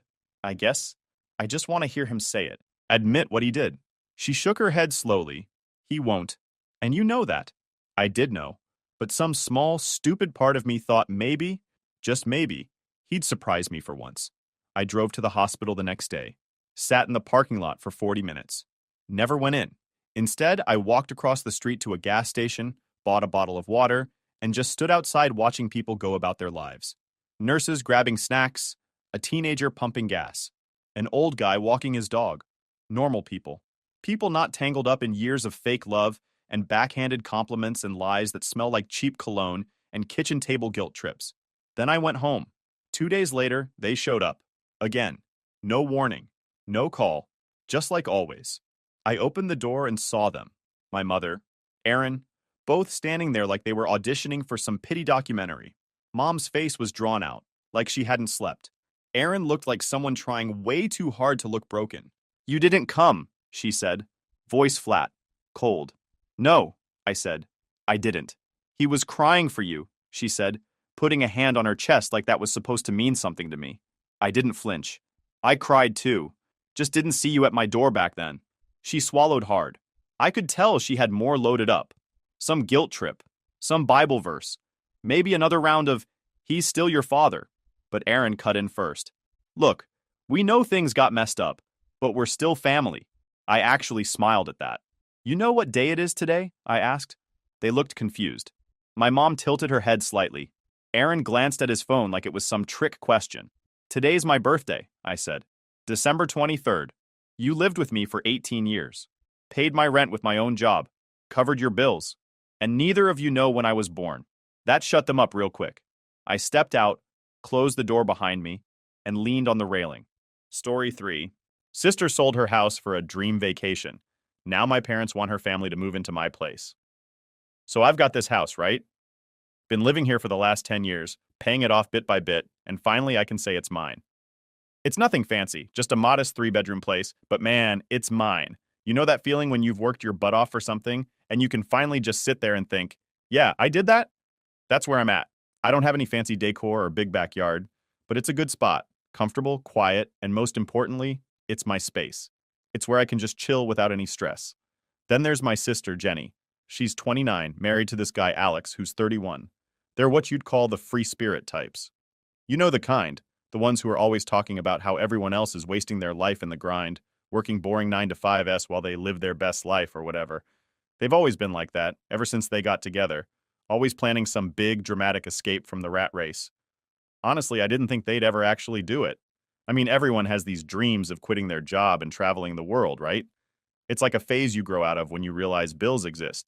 But not Jenny and Alex. Oh no, they're the kind of people who actually went through with it. They sold their house, their actual home where their 2 kids, Emma and Lucas, have lived their entire lives, and decided they were going to travel the world for a year. Yeah, you heard that right. They sold everything for a dream vacation, thinking the market was booming and they'd made bank off the sale. They figured they'd use the money to live off, work odd jobs here and there, and stretch it out for a whole year, just going from place to place. So I'm watching this all unfold from my little house, and I'm thinking, okay, cool for them, but also, this is a bad idea. They've got two kids to take care of. Emma's 7 and Lucas is 5. And traveling with kids isn't like backpacking through Europe on a whim. There's planning involved. But they just waved it all off, saying they'd figure it out along the way. And I'm like, all right, whatever. It's your life. Fast forward a couple of months, and I'm chilling in my house, probably watching TV or something, when I get a call from Jenny. Now, I haven't heard much from her since they left. Just the occasional Instagram post about how amazing life is, and some pictures of them eating weird food in random places. So I figure this call is going to be one of those, like she's going to brag about how awesome everything is. But the second I pick up, I can tell something's off. Jenny sounds stressed, really stressed, and she starts talking about how things didn't go as planned. Apparently, they blew through their money way faster than they expected. Like, within 2 months, they were pretty much broke. Turns out, traveling the world is expensive. Who knew, right? They stayed in nice places, ate out at restaurants, and just lived it up like they had endless cash. But when you're not working and still spending, that money doesn't last long, especially with two kids. Hostels and cheap Airbnbs are all fun and games until you've got two tired, hungry kids who need a stable place to crash every night. Now they're stuck. They can't keep traveling because they've got no funds, but they also don't want to settle down and buy another house yet. So, guess what? They ask if they can move in with me. Yep, Jenny, Alex, and their two kids, all in my 3-bedroom house. Forget this, 10 months. And here's the kicker. They want to stay rent-free. They didn't even offer to contribute. Just a straight up, hey, can we live with you for almost a year while we figure things out? I've got to admit, I didn't know how to respond at first. I mean, it's my sister, and yeah, I care about her, but this is my house, my space. I didn't work my butt off for 10 years just to let 4 extra people come in and take over the place. Plus, I've got a routine, you know? I like my peace and quiet. I can't even imagine what my house would be like with 2 little kids running around, not to mention the mess. So I tell her, look, Jenny, I love you guys, but this just isn't going to work. The house is too small, and I don't want that kind of disruption. I even offered to help them find an affordable rental nearby or pitch in some cash for a couple of months to help them get back on their feet. But no, that wasn't enough. Jenny gets pissed. Like immediately. She starts calling me selfish, saying I don't care about family and that I'm jealous of their adventurous lifestyle. Jealous? Really? Now I'm starting to get mad too. It's not about jealousy or not caring about family. It's about boundaries. I don't owe them a place to live just because they made some dumb decisions and didn't think things through. I get that life doesn't always go as planned, but they sold their house without having a backup plan, and now they want to dump the consequences on me. And here's where it gets even better. After Jenny blows up at me, she gets our parents involved. Now, my parents live in a tiny apartment, so they can't take in Jenny's family. But instead of understanding my side, they start pushing me to let them move in. My mom starts going on about how family helps family, and that I should be more understanding of Jenny and Alex's situation. She tells me I don't understand the value of experiences and that I should be supportive. Supportive? I offered them support. I offered to help them find a rental or cover part of their expenses for a couple of months. But that's not enough. They want the whole package, free rent, my house, and my space for almost a year. And the worst part is, they're not even planning to settle down. They're still talking about taking occasional trips if they find cheap deals. So basically, they want to live in my house, rent-free, while still being free-spirited travelers whenever they feel like it. How does that make any sense? So now, I'm sitting here, trying to figure out how to deal with the fallout. Jenny's not talking to me, my parents are mad at me, and even some of our mutual friends are saying I'm being too harsh. But I don't think I'm in the wrong here. It's not like I'm kicking them when they're down. I offered to help in other ways. I just don't want them living in my house rent-free for 10 months. All right, so after that first awkward phone call with my sister Jenny, I kind of figured things were going to get weird. But I wasn't ready for just how messy it was about to become. I was thinking maybe I could just put my foot down, tell her no, and that'd be the end of it. You know, just draw the line and move on. But nope. Jenny and Alex decided to show up at my house, in person, like a week later. They didn't even give me a heads up, which already had me feeling off. So I'm just doing my usual thing on a Saturday morning, enjoying the quiet, when the doorbell rings. I open it, and there's Jenny standing there with Alex and the kids. They've got this big, hopeful look on their faces like I'm about to save the day or something. Meanwhile, I'm just thinking, oh man, here we go. I mean, I knew what they were going to ask, but I didn't expect it to be like this. Them just rolling up like it's a done deal. Jenny starts off with small talk, asking how I'm doing, how work's going, all that, but I can feel the tension in the air. I know they're not here just to chat. It's like that moment where someone's clearly buttering you up for something big, and I'm just standing there trying to stay polite, but also bracing myself for what's coming. Finally, after what feels like forever, Alex clears his throat and jumps in. He's like, "So, Brian, we've been thinking about what you said on the phone." And then Jenny takes over, because of course she's the one running the show in their relationship. She's all like, "We know you said you didn't think having us live here would work out, but we really believe we can make it work. It's just 10 months. We won't be any trouble. The kids are good, they'll stay out of your way, and we'll keep everything clean." I just stand there for a second, not sure how to respond, because let's be real, there's no way two little kids are going to stay out of my way in a house this size. And the idea that they're just going to magically not disrupt my life? Yeah, that's not happening. I try to stay calm, though. I don't want to blow up right away, so I ask, "What's the plan, though? I mean, what happens after the 10 months? Are you going to get another house? What about work?" Jenny and Alex glance at each other like they haven't really thought this through. Then Jenny goes, "We're still figuring that part out. We might go back to traveling if things work out. We've been checking for cheap flight deals, and there's a chance we could get back on the road by the end of the year. We just need a place to regroup, you know? Somewhere to stay while we figure out our next move." I couldn't believe what I was hearing. So not only do they want to crash at my place for 10 months, but they're also still talking about taking more trips? Like, really? You're broke. You've got two kids, and your big plan is to keep living this fantasy life where you're just floating around from place to place. I didn't even know what to say. I mean, where's the logic in that? So I try to be as polite as possible, and I tell them, "Look, I understand you guys are in a tough spot, but I'm really not comfortable with this. It's not about not wanting to help you out. It's just that my house isn't set up for that. I've got my own routine, and honestly, I don't think having you all here for 10 months would work for anyone. The house is too small, and there's just not enough space." That's when Jenny's face changes. She goes from hopeful to pissed in about 2 seconds flat. "Are you serious?" she says, crossing her arms. "We're family, Brian. Family helps each other out. You've got all this space, and it's just you living here. What's the big deal?" Now I'm starting to get frustrated. I mean, I get it, they're stressed, but this whole thing is starting to feel like they think they're entitled to my space just because we share the same blood. I try to stay calm and explain, "It's not just about space, Jenny. It's about my life, too. I've worked really hard to get this house, and I need my own peace and quiet. I'm happy to help you in other ways, but having you all live here for almost a year, I just don't see that working." Alex finally jumps in, probably sensing that things are getting heated. He's trying to play peacemaker, saying, "Maybe we can work something out. What if we helped around the house? We could do chores, cook meals, whatever you need, and we'll be out during the day. You won't even notice we're here." But here's the thing. Of course I'd notice. 4 extra people living in my house? Yeah, I'm definitely going to notice. Plus, the idea of them being out during the day doesn't make any sense. They've got 2 small kids. Where are they even going to go? They're broke. It's not like they can afford to just take the kids on daily outings. I shake my head and say, "I appreciate the offer, but no. I just can't do it. I'm sorry." And that's when Jenny loses it. She starts ranting about how I've always been stingy and how I don't understand what it means to really live. She says I've never taken any risks, that I'm just a boring guy with a boring life, and that I'm probably jealous of their adventurous lifestyle. Yeah, she went there. Now I'm pissed. But I try not to let it show. I just say, "Jenny, this isn't about me being jealous or anything like that. It's about boundaries. You guys made your choice to sell your house and live this lifestyle. That's fine, but now you're asking me to take responsibility for it, and that's not fair." She's not having it. "We wouldn't be asking if we had any other option. You think we want to be here begging for help? No. But this is what family does, Brian. They help each other out when things get tough. I thought you, of all people, would get that." At this point, Alex just looks uncomfortable.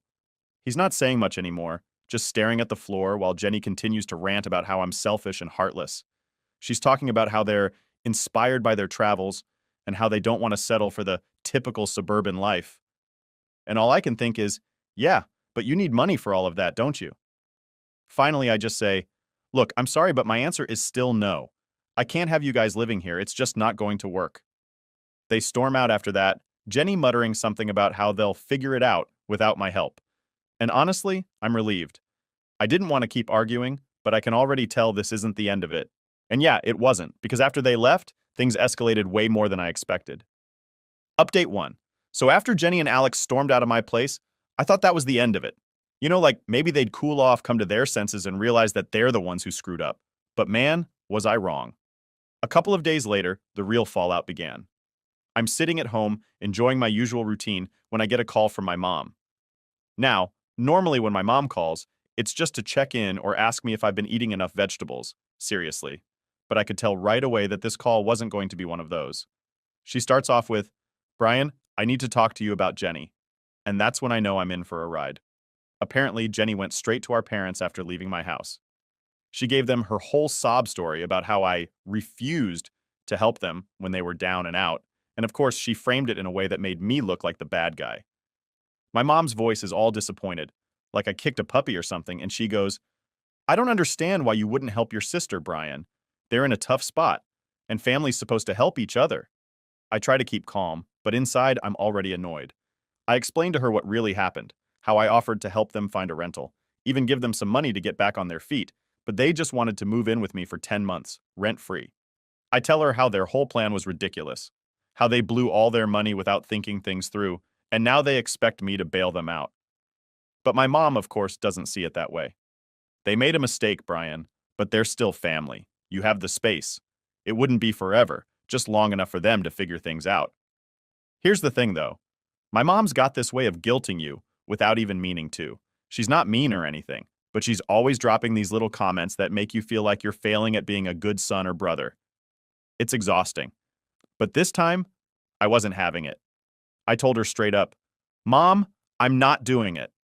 I love Jenny, but she and Alex need to take responsibility for their choices. It's not my job to let them crash at my place because they didn't plan." She doesn't like that answer, but she lets it go, for now. I think we're done with the conversation, but oh no, it's just getting started. Because the next day, my dad calls. Now, my dad's a different story. He's not the guilt trip type. He's more the tough love type, which means when he's mad, you hear about it. He gets straight to the point, no sugarcoating. "Brian," he says, "I hear you've been giving your sister a hard time." I try to explain myself again, but he cuts me off, going on about how I'm being selfish and how I've always been the one who has it easy. Yeah, right. Like working my butt off for 10 years to pay off this house is easy. He starts ranting about how Jenny's always been the one taking risks, living her life to the fullest, and I'm just sitting here comfortable, not doing anything exciting. He's basically saying I'm being a coward for not letting them stay, like I'm some kind of stick in the mud who doesn't understand what it's like to really live. At this point, I'm getting heated. I tell him, "Dad, this isn't about being adventurous or not. It's about them making a bad decision and expecting me to clean it up.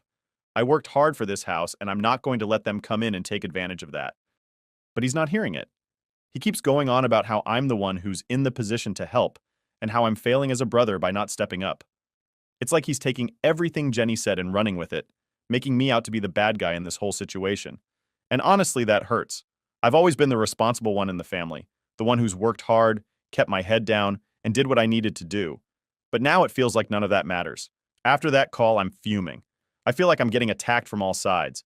My parents are both mad at me, and Jenny's probably out there telling everyone I'm a heartless jerk. And guess what? That's exactly what's happening. A few hours later, I get a message from one of our mutual friends. Let's call him Tom.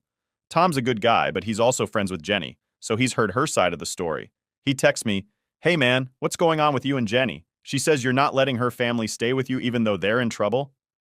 I explain my side to him, how it's not that simple, how they're asking for way too much, and how I've already offered other ways to help. And Tom, being the reasonable guy he is, listens. But then he hits me with, "Yeah, but it's just for a little while, right? You could tough it out for 10 months. It's family, dude."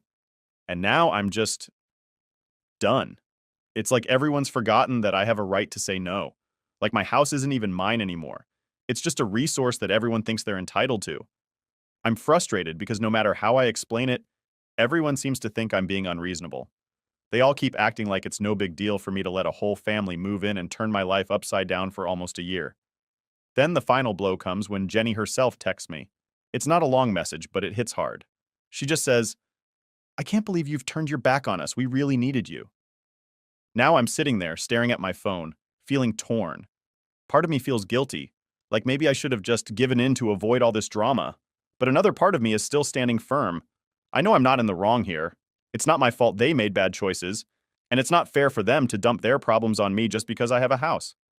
Still, the guilt is eating away at me, and I'm starting to wonder if I could have handled things differently.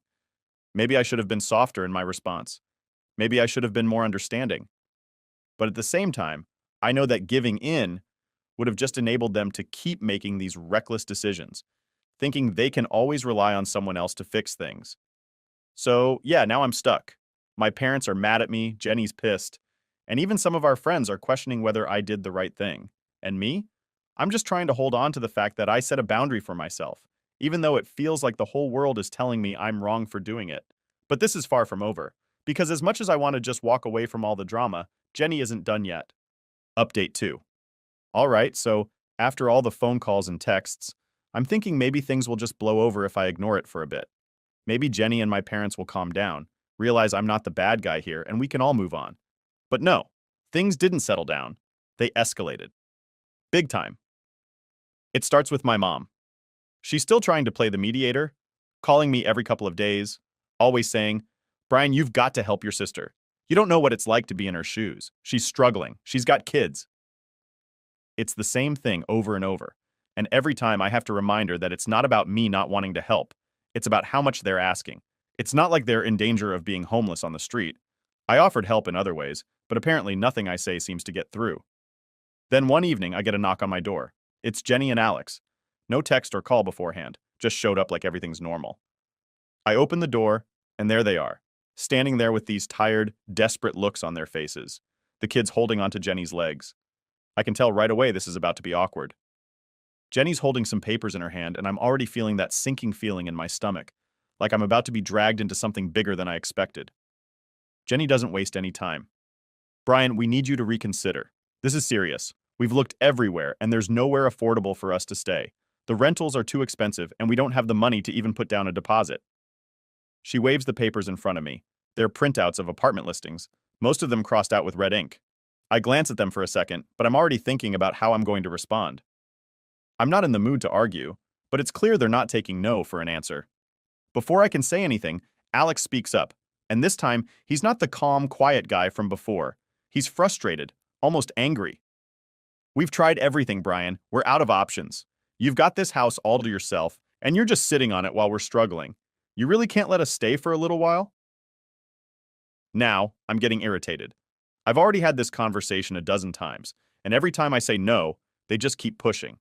So I say, "I've told you guys before, I'm not comfortable with having 4 extra people in my house for nearly a year. I offered to help you find something else. I even offered money, but you're not listening. I can't let you move in. That's final." But Jenny, she's not backing down this time. She steps closer, and now her voice is shaking, like she's on the verge of tears. "Brian, we have nowhere else to go. The kids are exhausted. We're exhausted. We're not asking for much, just a roof over our heads for a little while.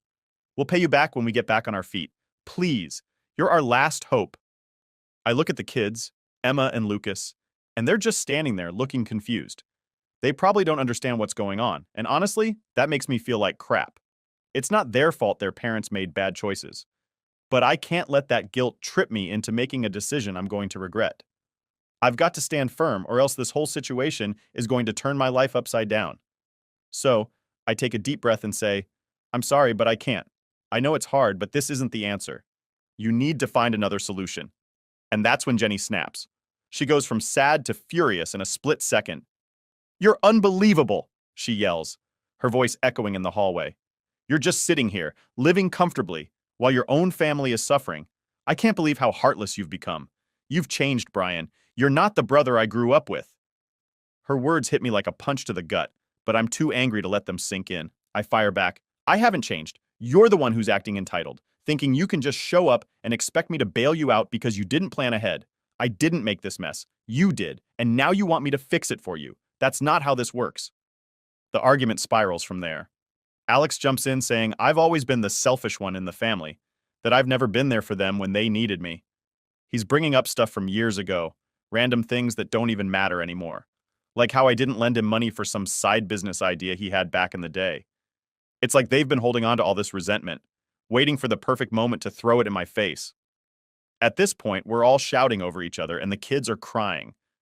It's a disaster.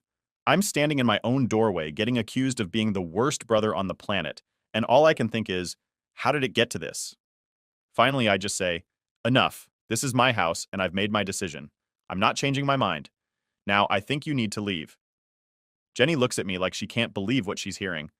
She opens her mouth to say something, but then she just shakes her head, grabs the kids, and storms off. Alex follows behind her, glaring at me like I'm the devil or something. As they walk away, I feel a weird mix of anger, guilt, and relief. I know I did the right thing by standing my ground, but it still sucks that it had to come to this. I watch them get into their car and drive off, and for a minute, I just stand there, wondering what's going to happen next. I can't help but think that this isn't the end of it, that there's more drama on the way. And guess what? I was right. Because later that night, my phone blows up with messages from family members. Turns out, Jenny went full-on drama mode and told everyone what happened. She's making it sound like I kicked them out into the streets, like they've got nowhere to go, and I'm sitting here laughing about it.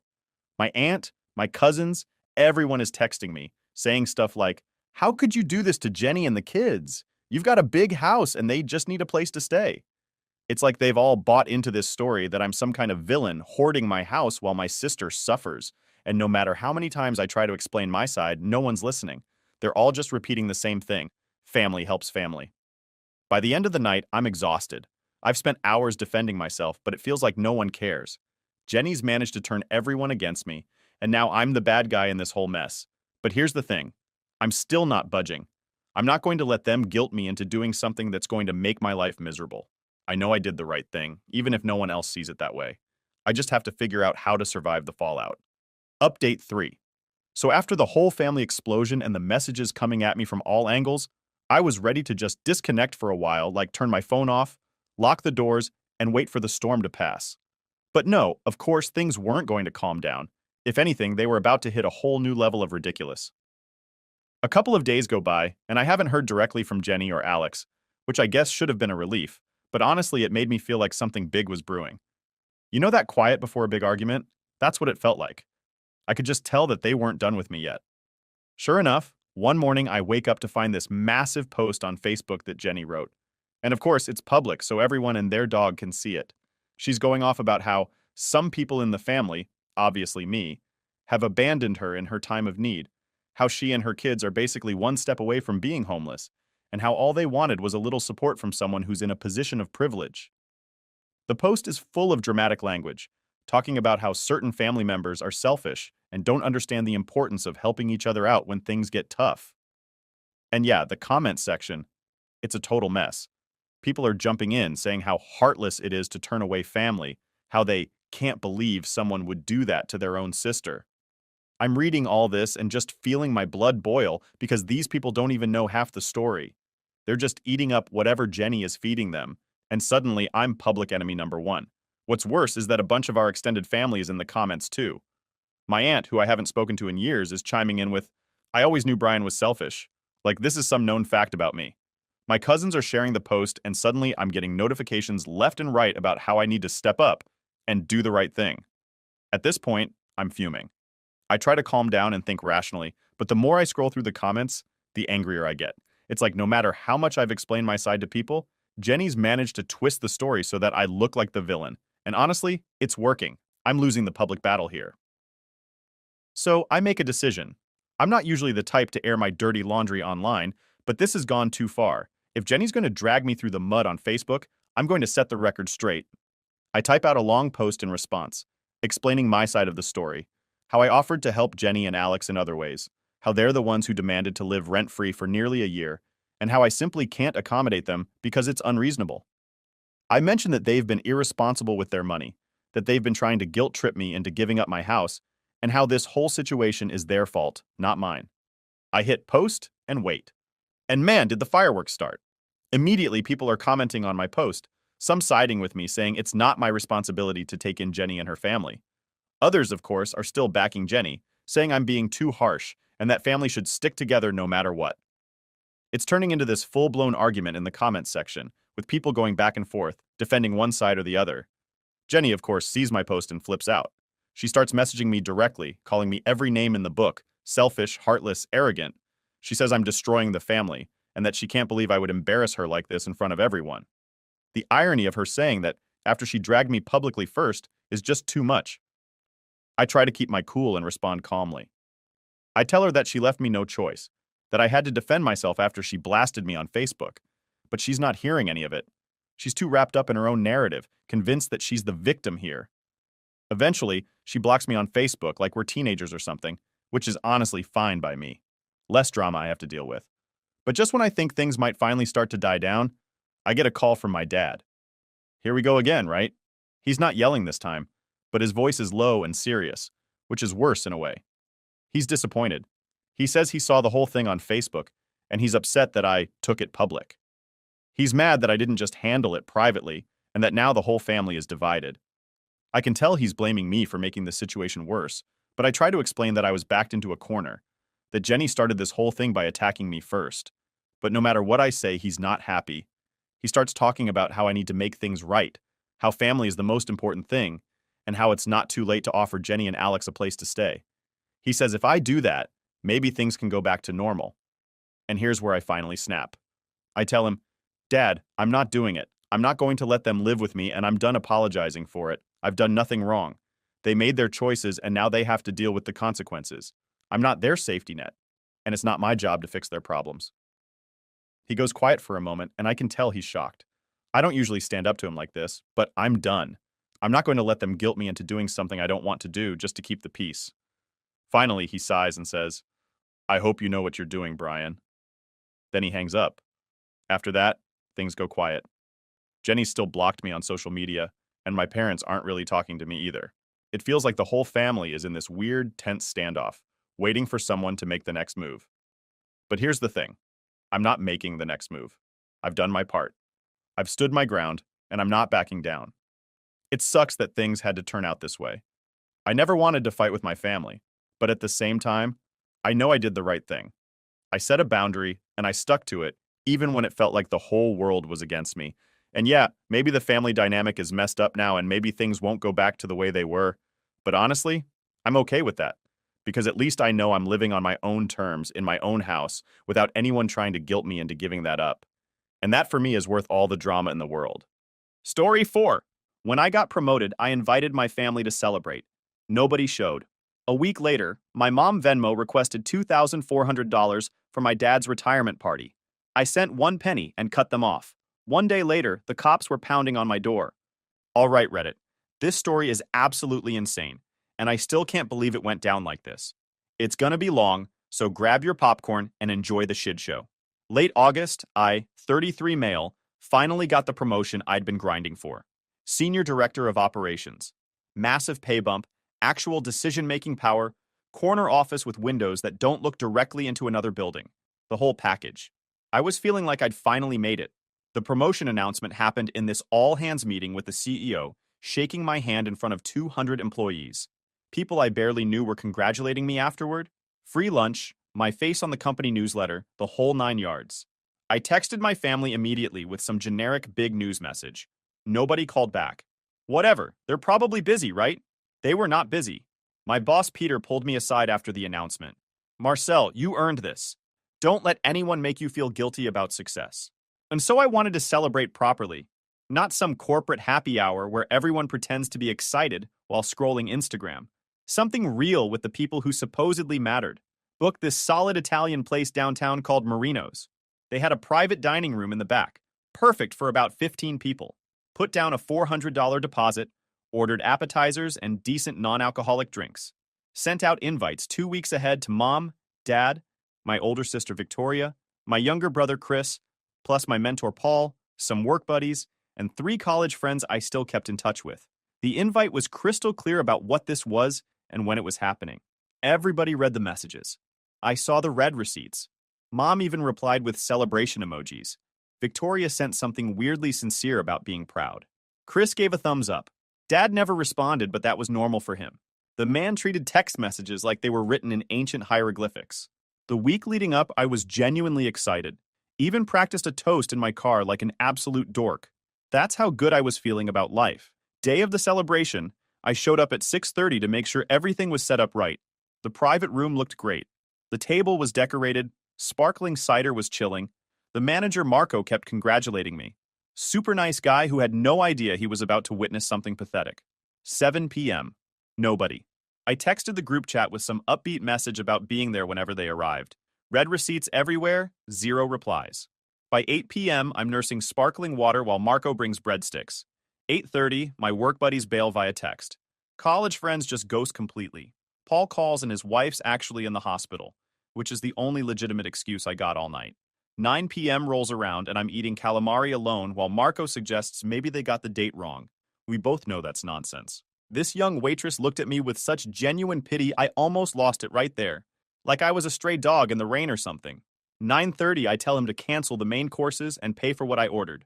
Left him $100 tip because the secondhand embarrassment he felt for me was real. He actually tried to refuse it. No, no, signore. I cannot take this. You sat with me for 20 minutes when you should have been running your restaurant. That's worth $100. Drove home in complete silence with my phone just sitting there on the passenger seat. No calls, no texts, no sorry we couldn't make it, nothing at all, just me and my thoughts, which is a dangerous combination at the best of times. That night, I lay in bed thinking about every possible explanation. Emergency, miscommunication, or maybe I just wasn't worth showing up for. That last thought stuck like gum on a shoe. The next few days were radio silence. Nothing. Then Thursday, I got a text from Chris. Hey man, sorry about Saturday. Something came up. Congrats on the promotion, though. Something came up. That was the entire explanation. Like I'd invited him to watch paint dry instead of celebrate 6 years of my life grinding toward this moment. Nobody else said a word. It was like the celebration had never happened. Little did I know, the universe wasn't done kicking me while I was down. In fact, it was just warming up. Monday afternoon, 9 days after my non-celebration, I'm in a budget review meeting when my phone starts buzzing. Family group chat. I almost ignored it, but curiosity won out. Then Mom's message hit. She's announcing Dad's retirement party next month, and they've booked the Grand Palm Resort for an entire weekend. Friday through Sunday, ocean view rooms, private beach access, catered dinner, live band, the works. Then drops the bomb. Cost per person is $2,400. Please Venmo by Wednesday. Can't wait! I legitimately thought it was a joke at first. $2,400 per person for a retirement party. Less than 2 weeks after every single one of them no-showed my promotion dinner without so much as a text. The nerve on these people. Victoria responded immediately saying she already sent the money and Dad deserves it. Then posted a selfie from some brunch place talking about treating herself before the big celebration. Because apparently she had money for mimosas and a weekend resort, but couldn't afford to show up to a free dinner I was paying for. Dad chimed in with the classic fake humble routine. You kids don't have to do this. Then, immediately, but it means the world to me. Can't wait to celebrate with my family. Right, the family that apparently didn't include me anymore, but did include my wallet. I'd seen that play 1,000 times. The whole performance was so rehearsed it could have been on Broadway. Dad could have won a Tony for that guilt trip. I sat there in that conference room completely zoned out while my CFO talked about Q3 projections. The guy next to me had to nudge me twice. Marcel, you good? I nodded and pretended to take notes. My phone kept buzzing with more family members piling on. An aunt saying she already booked her flight. An uncle asking about dress code. Cousins I hadn't heard from in years suddenly flooding the chat with excitement. Then I noticed something. My brother Chris hadn't responded. Just me and him, dead silence. I excused myself from the meeting, went to my office, closed the door, and just sat there staring at that group chat. My assistant knocked asking if I needed anything. I told her to hold all my calls and clear my afternoon calendar. That's when something shifted in my head. The kind of clarity you get when you finally realize you've been playing a rigged game your whole life. I opened Venmo and sent my mom exactly 1 cent, 1 penny. In the notes section I wrote, "Here's my contribution. Enjoy the party." If they wanted to play games, I was about to change the rules entirely. And trust me, I was playing for keeps. Then I did something I'd thought about doing for months, but never had the guts to follow through on. I blocked every single family member's number. Mom, Dad, Victoria, even extended family who'd been part of the endless guilt trips. The only number I didn't block was Chris. Each block felt like dropping a weight I'd been carrying for years. 15 people blocked in 2 minutes. It was therapeutic. Should have charged my insurance for it. But I didn't stop there. Spent 3 hours on the phone after that meeting. Called the bank and had them remove my parents from the joint account we'd opened years ago when they needed help. Moved all my money to a different bank entirely. Here's the thing about their mortgage. When they bought the house 8 years ago, their credit was so trash they couldn't qualify. I was 25, building good credit, making decent money. Dad convinced me to go in as a co-owner on the title. Said it was temporary, just to get them approved. They'd refinance me off in a year, 2 tops. That was 8 years ago. Guess what never happened? If you guessed the refinancing, congratulations. You're smarter than 25-year-old me. My name was still on that deed, which meant I legally owned a third of that house. I called the mortgage company and had them freeze any changes without my physical signature. I was also on 3 of their credit cards as an authorized user. Removed myself from all of them. The customer service rep at the bank sounded concerned. Sir, are you sure you want to close this account? It's been open for 8 years. I've never been more sure of anything in my life. Changed my apartment locks. Updated every password I had. Set up 2-factor authentication on everything. Built a wall around my entire financial life. My security questions went from my mother's maiden name and my first pet to random generated answers stored in a password manager. They couldn't social engineer their way into anything anymore. It felt incredible. I went home that night feeling lighter than I had in ages. Made myself dinner, watched a movie, slept like a baby. For exactly 1 day, life was peaceful. Then my family realized what I'd done, and all heck broke loose. I had 1 day of peaceful silence. No guilt trips, no sob stories, no demands. Just me and my new corner office and actual work I could focus on without constant anxiety about the next financial crisis. Then Tuesday night happened. I was making dinner when someone started pounding on my door. Not knocking. Full-on pounding like they were trying to break it down. Like the cops were serving a warrant or something. I looked through the peephole. Victoria. Her face was red and twisted up in that expression she got right before she unleashed fury on someone. I considered just ignoring her, but the pounding got louder. My neighbor across the hall opened his door looking concerned. I waved that everything was fine even though it clearly wasn't. I cracked the door open with the chain lock engaged. What? What? What? She looked like she was about to have an aneurysm. Steam was practically coming out of her ears. You send mom 1 cent like some kind of jerk joke, then block everyone? What is your problem? I don't have a problem. I just stopped being your problem solver. You're being a child. This is Dad's retirement. He's worked his entire life and deserves to celebrate. And you're making it about yourself. This made me laugh. Making it about myself? Like inviting my family to celebrate the biggest achievement of my career and having literally none of you show up? She literally rolled her eyes. Oh my God, you're still hung up on that? It was just a dinner, Marcel. Get over it. Just a dinner. Cool. Then Dad's retirement is just a party. He can get over not having me there. Oh, that's completely different. How? Because Dad actually matters. Because he's our father and he sacrificed everything for us. And the least you could do is show up and help pay for one party. She was yelling now, probably waking up my neighbors. Pretty sure Carl next door was enjoying this more than his evening TV. But no, you have to be selfish and make everything about you and your stupid feelings. I started to close the door. We're done here. She jammed her foot in the doorway. Woman was wearing heels too, which had to hurt. You think you're so much better than us, don't you? With your fancy promotion and your fancy apartment. You're still the same scrawny kid who needed Dad to bail him out. Dad hasn't bailed me out of anything since I was 19. I've bailed him out 17 times in the last 5 years. I counted. That's what family does. I'm not your ATM anymore, Vic. Figure it out. I shut the door hard enough that she had to move her foot or lose toes. She stood outside screaming for another 2 minutes before finally leaving. Heard her kick my door on her way out, which was real mature. I ate my mediocre pasta while listening to her car peel out of the parking lot like she was auditioning for Fast and Furious. My neighbor Carl knocked 20 minutes later. Retired cop, solid dude. Everything okay? Heard shouting. Yeah, family drama, nothing dangerous. He nodded slowly. Family's the worst sometimes. They know exactly which buttons to push. You need anything? I'm in 3B. Thanks, Carl. And hey, congrats on the promotion. Saw it mentioned in your building newsletter. At least someone congratulated me in person. A guy I barely knew was more supportive than my own blood relatives. Let that sink in. My phone started buzzing with new numbers. I knew it was them using other people's phones. Let it all go to voicemail. 3 more calls. 3 more voicemails I didn't listen to. Then, text messages started rolling in from numbers I didn't recognize. Messages from my mother asking how I could do this to them. Messages saying that I was tearing the family apart over money. That my father was devastated and thinks he failed as a parent. I blocked each number as it came through. It was like playing whack-a-mole, except the moles were my relatives trying to guilt-trip me into funding their lifestyle. High score, 23 blocked numbers in one evening. Then my phone rang from Chris's number, the one I didn't block.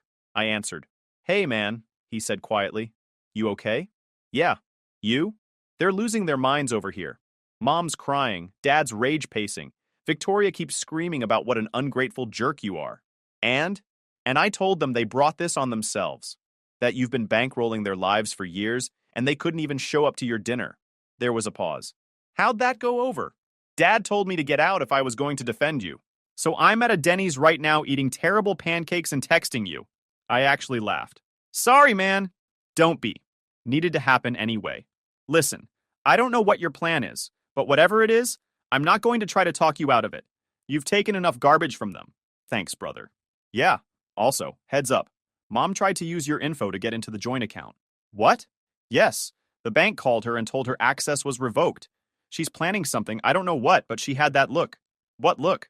The look she gets when she's about to do something crazy and manipulative. Remember when she showed up at your work that time? I did remember. 3 years ago, I'd said no to lending them money for a vacation. She'd shown up at my office building crying, telling everyone who'd listen that I was abandoning my family. I'd been so embarrassed I wrote her a check just to make her leave. Peak manipulation. Yeah, I remember. Just watch your back, man. Watch. They're desperate, and desperate people do stupid stuff. He wasn't wrong. 2 hours later, there was another knock on my door. This time it was 2 cops. Because apparently when your family can't guilt you into submission, they call in law enforcement. The cops were apologetic at least. Taller one explained they'd gotten a wellness check request. Family members claimed I was missing, not responding to anyone, might be in danger, or having a mental health crisis. I almost laughed but managed to keep it together. Officers, I'm clearly fine. I just blocked my family because they've been financially exploiting me for years. They exchanged the look that said they'd heard this story before. The shorter cop asked if I was making this choice of my own free will, not under duress, not experiencing any psychological breaks. I confirmed all of the above.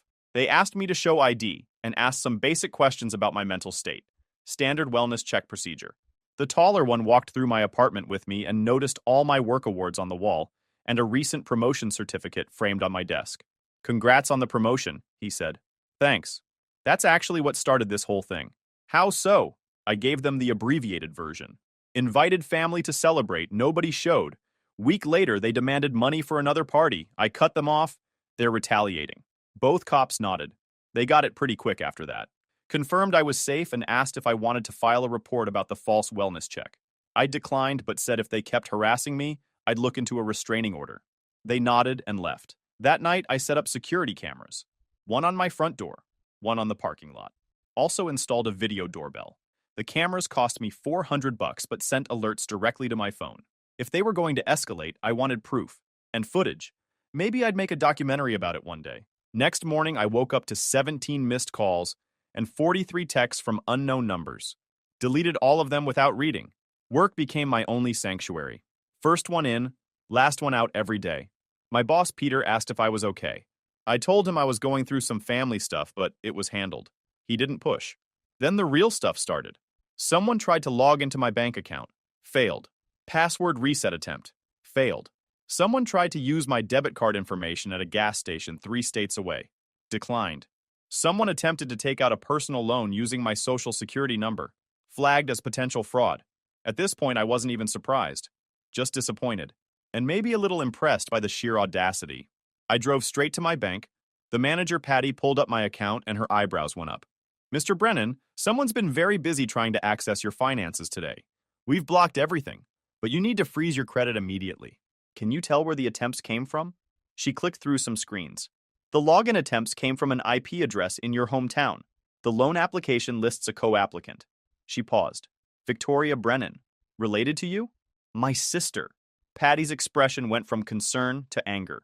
I'm going to recommend you file a police report for identity theft and attempted fraud.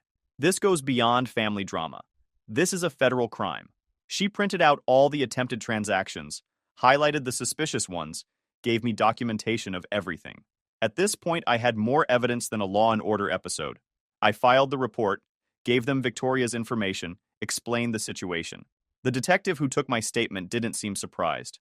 Family fraud is more common than you'd think, he said, and harder to prosecute because courts are hesitant to send family members to jail. But we'll open an investigation. Keep documenting everything. Every call, every text, every attempt.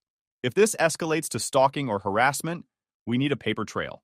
Armed with the police report, I went home and made a decision that would change everything. I called my lawyer, Tom, a guy I'd used for contract reviews when I bought my condo. It was time to go nuclear, and I had the codes. Tom listened to everything.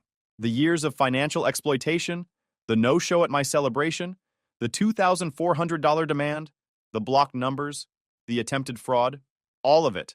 Marcel, what exactly do you want to accomplish here?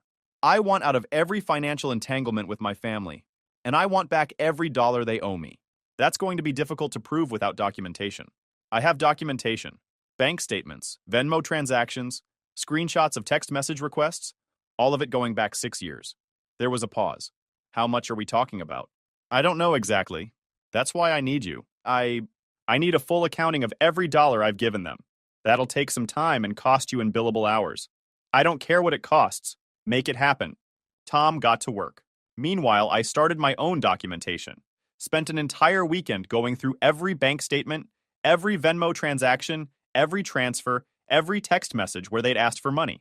Organized it all in a massive spreadsheet with dates, amounts, and what they'd claimed the money was for. This was when it all came into focus. I wasn't their son or their brother. I was a walking ATM they'd trained like a dog. The pattern was obvious once I laid it all out. Mom's tears that dried up the second I opened my wallet.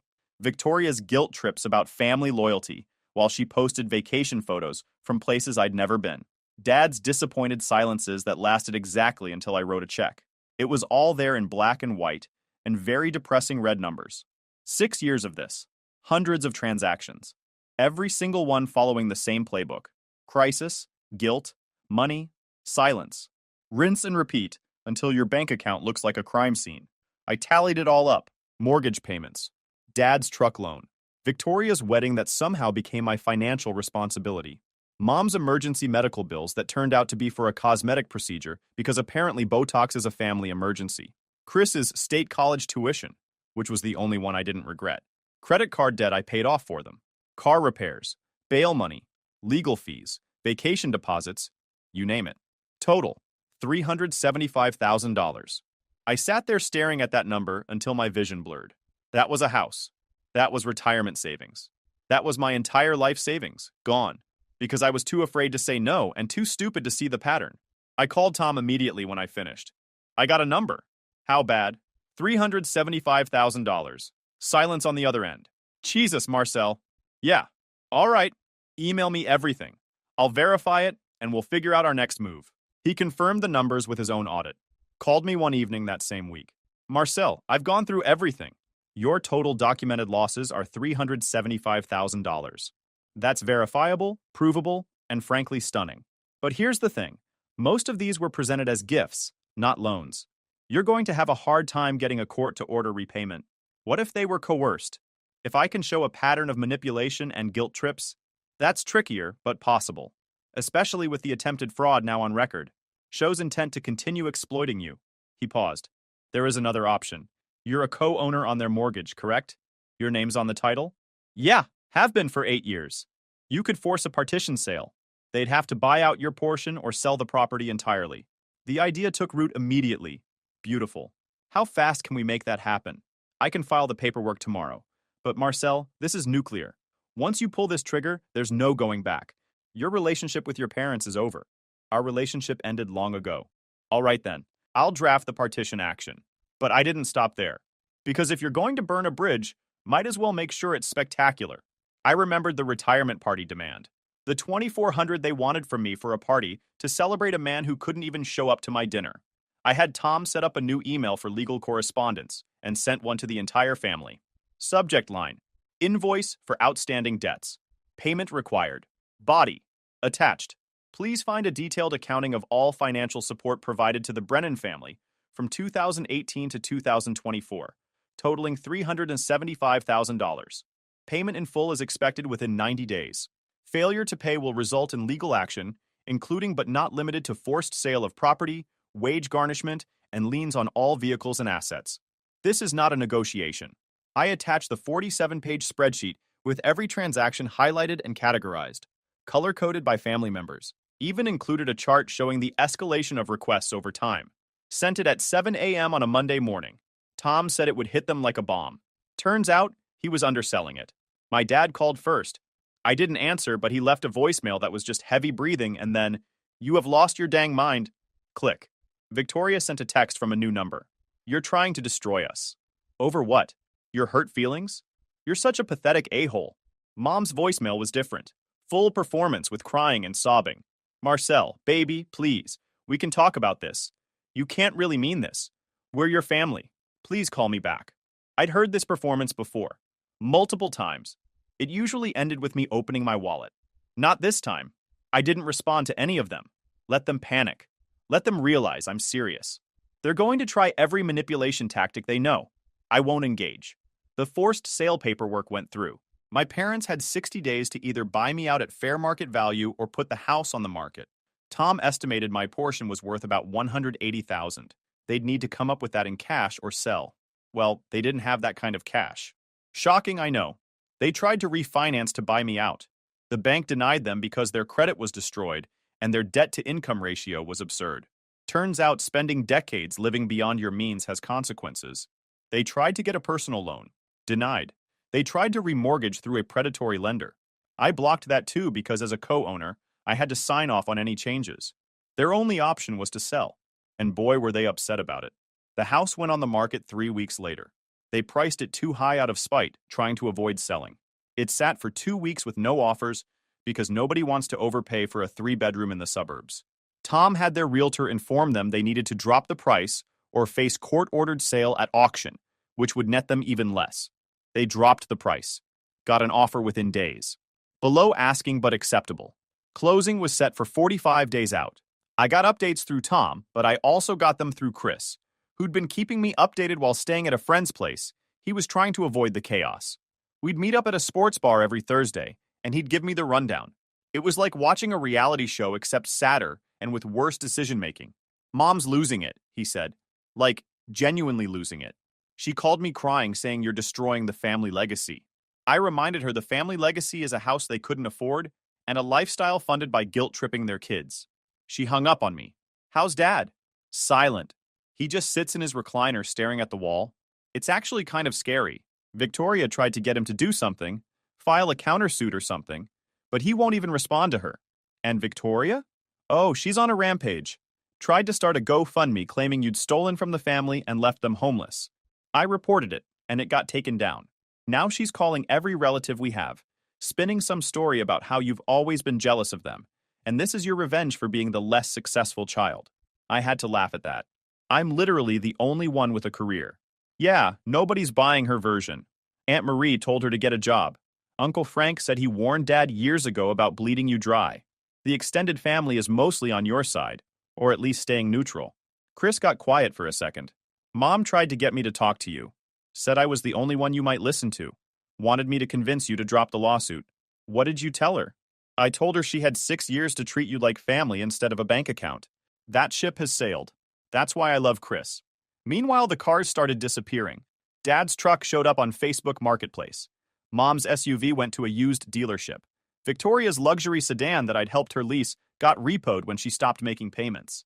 She posted a sob story on Facebook about it, claiming financial hardship. 3 people tagged me in the comments asking if I knew about it. I didn't respond. Let them wonder. Victoria tried one more angle. She showed up at my office building. Security called me from the lobby. "Mr. Brennan, there's a Victoria Brennan here demanding to see you. Says she's your sister. Tell her I'm not available and she's not authorized to be on company property." "She's causing a scene, sir." "Then call the police and have her escorted off the premises." They did. I watched from my office window as 2 cops walked her to her car. She was screaming the whole way. Peter saw it too. "Friend of yours?" he asked dryly. "Sister." "Ah, family." "Not anymore." The whole office got an email about increased security after that. I became a legend in the building. Not the good kind. Then I found out through Chris that the house was sold. After paying off the mortgage, real estate fees, and various other debts they'd racked up, my parents netted about $40,000 from the sale. They also sold most of their furniture, jewelry, anything with value. Mom's wedding ring went to a pawn shop. Dad's collection of fishing equipment got sold in a yard sale. Everything they'd accumulated over 30 years, liquidated. They moved into a cheap two-bedroom apartment in a rough part of town. Chris sent me pictures. Bare walls, mismatched furniture from Goodwill, tiny kitchen. He didn't say it, but the subtext was clear. This is what their life looks like without you. Victoria moved in with her boyfriend, who apparently wasn't thrilled about it, based on the screaming matches Chris reported hearing through the walls when he went to pick up his stuff. Turns out nobody wants a broke, entitled house guest with a victim complex. In total, between the house sale proceeds and liquidating their possessions, they managed to scrape together $89,000 total. They sent it via wire transfer with a note from my dad. "This is all we have. Hope you're proud of yourself." I was, actually, but I also knew it wasn't even close to the $375,000 they owed me. Tom sent another letter. They had options: payment plan, wage garnishment, more assets to liquidate. But I'd made my point. Tom advised me that pursuing the full amount would take years of litigation and might not be worth the stress. Sometimes, he said, the real win is getting your life back, not getting every dollar. He was right. I'd gotten my name off their mortgage, recovered a chunk of money, and built a wall around my future. That was enough. Or so I thought, because life had one more twist waiting for me. 3 months after everything went down, I was settling into my new normal. Work was great. I was crushing my targets, getting recognition from upper management, actually enjoying my job without the constant stress of family. Peter put me up for a company leadership award. Life was good. I'd started dating again, something I'd been too exhausted to do for years. Met a woman named Sloane through the gym. She didn't know anything about my family drama, and I liked it that way. Clean slate, fresh start. Even joined a recreational soccer league, which sounds dorky but was actually a blast. Team full of guys in their 30s pretending they weren't too old to slide tackle. We'd get drinks after games, talk about work and life. Life was good. Quiet, but good. Then, one Tuesday evening, I was at my usual coffee shop catching up on emails when someone slid into the seat across from me. Chris. He looked different. Cleaner, maybe, or just less stressed. New haircut, lost some weight, put a coffee down in front of me without saying anything. "Thanks," I said, still typing. "What's up?" "I wanted to talk to you." Away from everyone else. I closed my laptop and gave him my full attention. "Everything okay?" "Yeah, actually. I got into grad school, full scholarship, engineering program at University of Washington. I'm moving to Seattle in 2 weeks." "Chris, that's incredible. Congratulations, man." "Thanks. I couldn't have done it without your help. The tuition money you gave me for undergrad, that was the only reason I could even apply. I didn't have to work 3 jobs like everyone else. I could focus on grades, research, and actually being a good student." I waved him off. "You earned it. You actually went to class and graduated. That was all you." Still, I wanted you to know that I appreciated it, and I wanted to apologize. "For what?" "For not standing up for you sooner. For letting them treat you like that for years. I saw it happening, and I didn't say anything because it benefited me too. That was cowardly. I hadn't expected that. Didn't really know what to say, so I just nodded. I also wanted to tell you what's been going on. Mom and Dad they're not doing great. Dad's working at a warehouse, night shifts. Mom's got a part-time thing at a grocery store. They're barely making rent. Victoria's still living with her boyfriend, but that's falling apart. She started calling me asking for money. What did you tell her? I told her I'm a broke grad student and she should get a job. She called me ungrateful. I blocked her number. He smiled slightly. Learned that from you. Good for you. I smiled back. Here's the thing, though. I'm not telling you this to make you feel guilty. I'm telling you because I want you to know that they're facing actual consequences for once in their lives. And maybe, just maybe, that'll change something. Probably not, but maybe. I doubt it. Yeah, probably not. But I also wanted to tell you that Dad asked about you last week. What did he say? He asked if you were doing okay. I said you seemed happy, and then he just nodded and went quiet. Chris paused. Then he said, I failed that kid, and walked away. I didn't know what to do with that information. Anyway, Chris said, standing up, I'm moving to Seattle in 2 weeks, like I said, but I was hoping maybe we could stay in touch, grab dinner when I'm back in town. I know I'm part of the family that screwed you over, and I'd understand if you want nothing to do with any of us, including me, but I'm asking anyway. Yeah, I said. I'd like that, Chris. Text me when you get settled out there. Maybe I'll come visit too, check out Seattle. I'd like that. He hesitated, then stuck out his hand. I shook it, and then he pulled me into a quick hug that was awkward but sincere. For what it's worth, he said as he was leaving, I'm proud of you. What you did, that took guts. I'm trying to learn from that.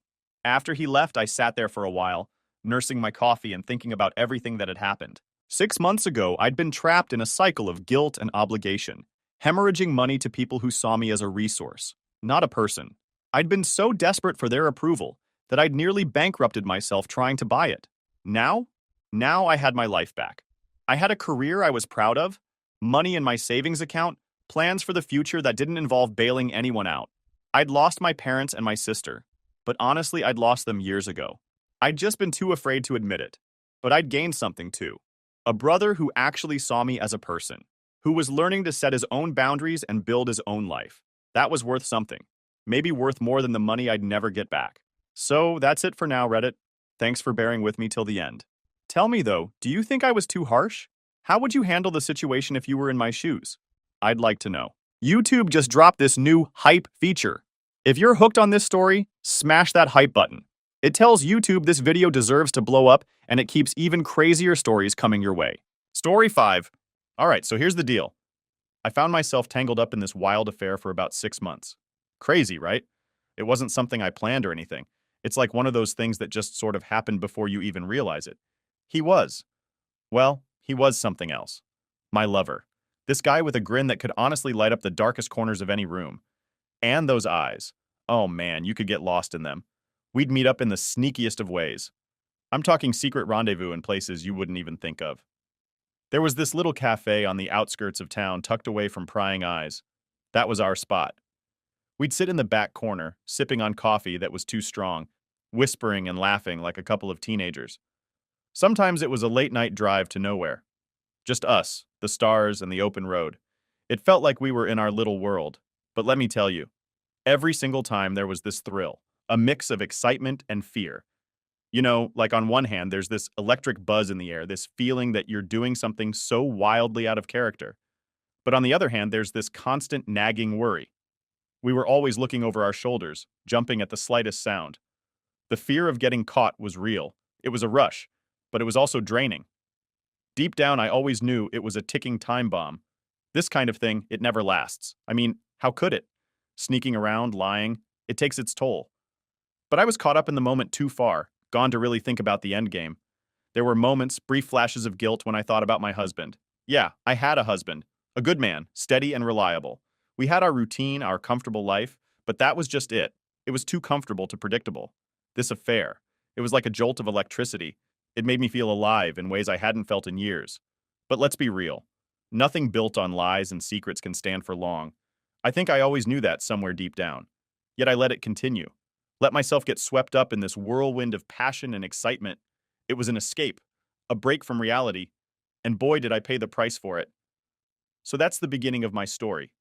A secret affair, a life turned upside down, and a whole lot of mess to clean up. It's funny how life works, isn't it? You think you know what you want. You chase after it with everything you've got. And then when you finally get it, you realize it's not at all what you needed.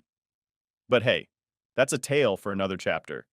For now, let's just say that this was the start of a journey I never expected to take. Okay, so let me take you to this one day. The day everything changed.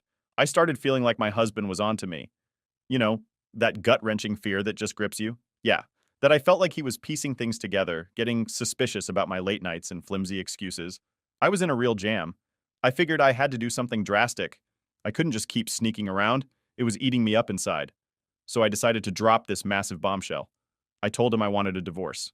Yeah, just like that. I wanted to be with my new love. The guy who made my heart race crazy right now, my husband, he's this stoic kind of guy, keeps his cards close to his chest. When I told him, he just sat there looking at me with this unreadable expression. It was like he was trying to process what I just said, but his face gave nothing away. I couldn't tell if he was heartbroken, angry, or maybe even relieved. That was the scariest part, not knowing what he felt. Telling him was one of the hardest things I've ever done. We built a life together, you know. It wasn't all sunshine and roses, but it was our life. And there I was, about to turn it all upside down. Part of me felt guilty like I was betraying not just him, but everything we built. But another part of me felt this relief like I was finally being honest, at least with myself. I remember he finally spoke after what felt like an eternity. His voice was calm, almost too calm. He asked me if I was sure if this was really what I wanted. It wasn't an accusation or anything, just a simple question. But it hit me hard. Was I? Sure, I thought I was, but seeing him right there, hearing his voice, I suddenly wasn't so certain. Despite my doubts, I stuck to my decision. I told him yes. This was what I wanted. It was a lie, sort of. I mean, I wanted to be with my lover, but I wasn't sure about everything else. It's not like I hadn't thought about the consequences, but at that moment, they felt distant, like they were someone else's problem. So there it was. My decision laid out in the open. I had chosen a path, and there was no turning back. I had set in motion a series of events that would change everything. Little did I know just how much everything would change. Looking back, I realized that making that decision was just the beginning. It set off a chain reaction of events that I could never have predicted. Life has a funny way of throwing curveballs at you, and let me tell you, I was about to get a whole bunch of them. But that's a story for another chapter. For now, let's just say that this decision, as hard as it was just the tip of the iceberg. Dear readers, I hope you're as hooked on this journey as I was living it before we dive into the next chapter of this roller coaster story. I've got a small favor to ask if you're enjoying this tale of love, adventure, and unexpected twists. How about showing some love? Hit that like button to let me know you're on board. It's a simple click for you, but it means the world to me. It's like a virtual high five telling me to keep the stories coming, and hey, why stop there? Go ahead and hit subscribe too. Trust me, you don't want to miss what's coming up next. Subscribing will keep you in the loop, so you're always the first to know when a new chapter drops. Plus, it's a great way to support the storyteller on his quest to keep you entertained. So take a quick second to like and subscribe. Done. Awesome. Now buckle up and let's jump back into the story. The next chapter is waiting. And trust me, you don't want to miss a beat of what's coming up next. All right, so here's where things get really twisted. Picture this. I'm 3 months into my so-called new life, still trying to get my bearings, and then, bam, out of nowhere, my lover decides to call it quits. And you're not going to believe this. He left me for someone younger. Yeah, talk about a cliche. Right, but there I was completely and utterly devastated. I mean, we had plans, dreams that we'd spun together late at night, whispering about the future. We talked about traveling, exploring the world, just the two of us, against everyone else. It was like we were building our little fairy tale. But fairy tales don't always have happy endings, do they? When he told me, I felt like I'd been punched in the gut. It was so sudden, so unexpected. I kept asking myself, how could this happen? How could he just walk away like that? But deep down, I knew the answer. These kinds of relationships built on secrets and stolen moments. They aren't meant to last. It hit me hard. The gravity of what I'd lost. Not just him, but my entire life as I knew it. I'd left. My husband turned my back on the life we built. All for this. This illusion of love. And for what? To end up alone, feeling more lost than ever. The days following the breakup were rough. I was a mess trying to piece together my shattered dreams. I'd look at myself in the mirror and hardly recognize the woman staring back. I had given up everything for a man who just tossed me aside like yesterday's news. The irony wasn't lost on me. I kept thinking about my husband during those days, wondering what he was doing, how he was coping with everything. There was this part of me, this tiny whispering voice that wondered if I had made a huge mistake. But pride's a tricky thing. It kept me from picking up the phone, from reaching out and trying to fix what I had broken.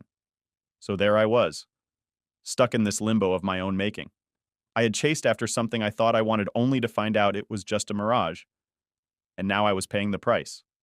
This chapter of my life, it taught me some hard lessons about love, about life, and about the consequences of our choices. I thought I knew what I was doing, but life has a way of showing you just how little you know. And that's just the tip of the iceberg.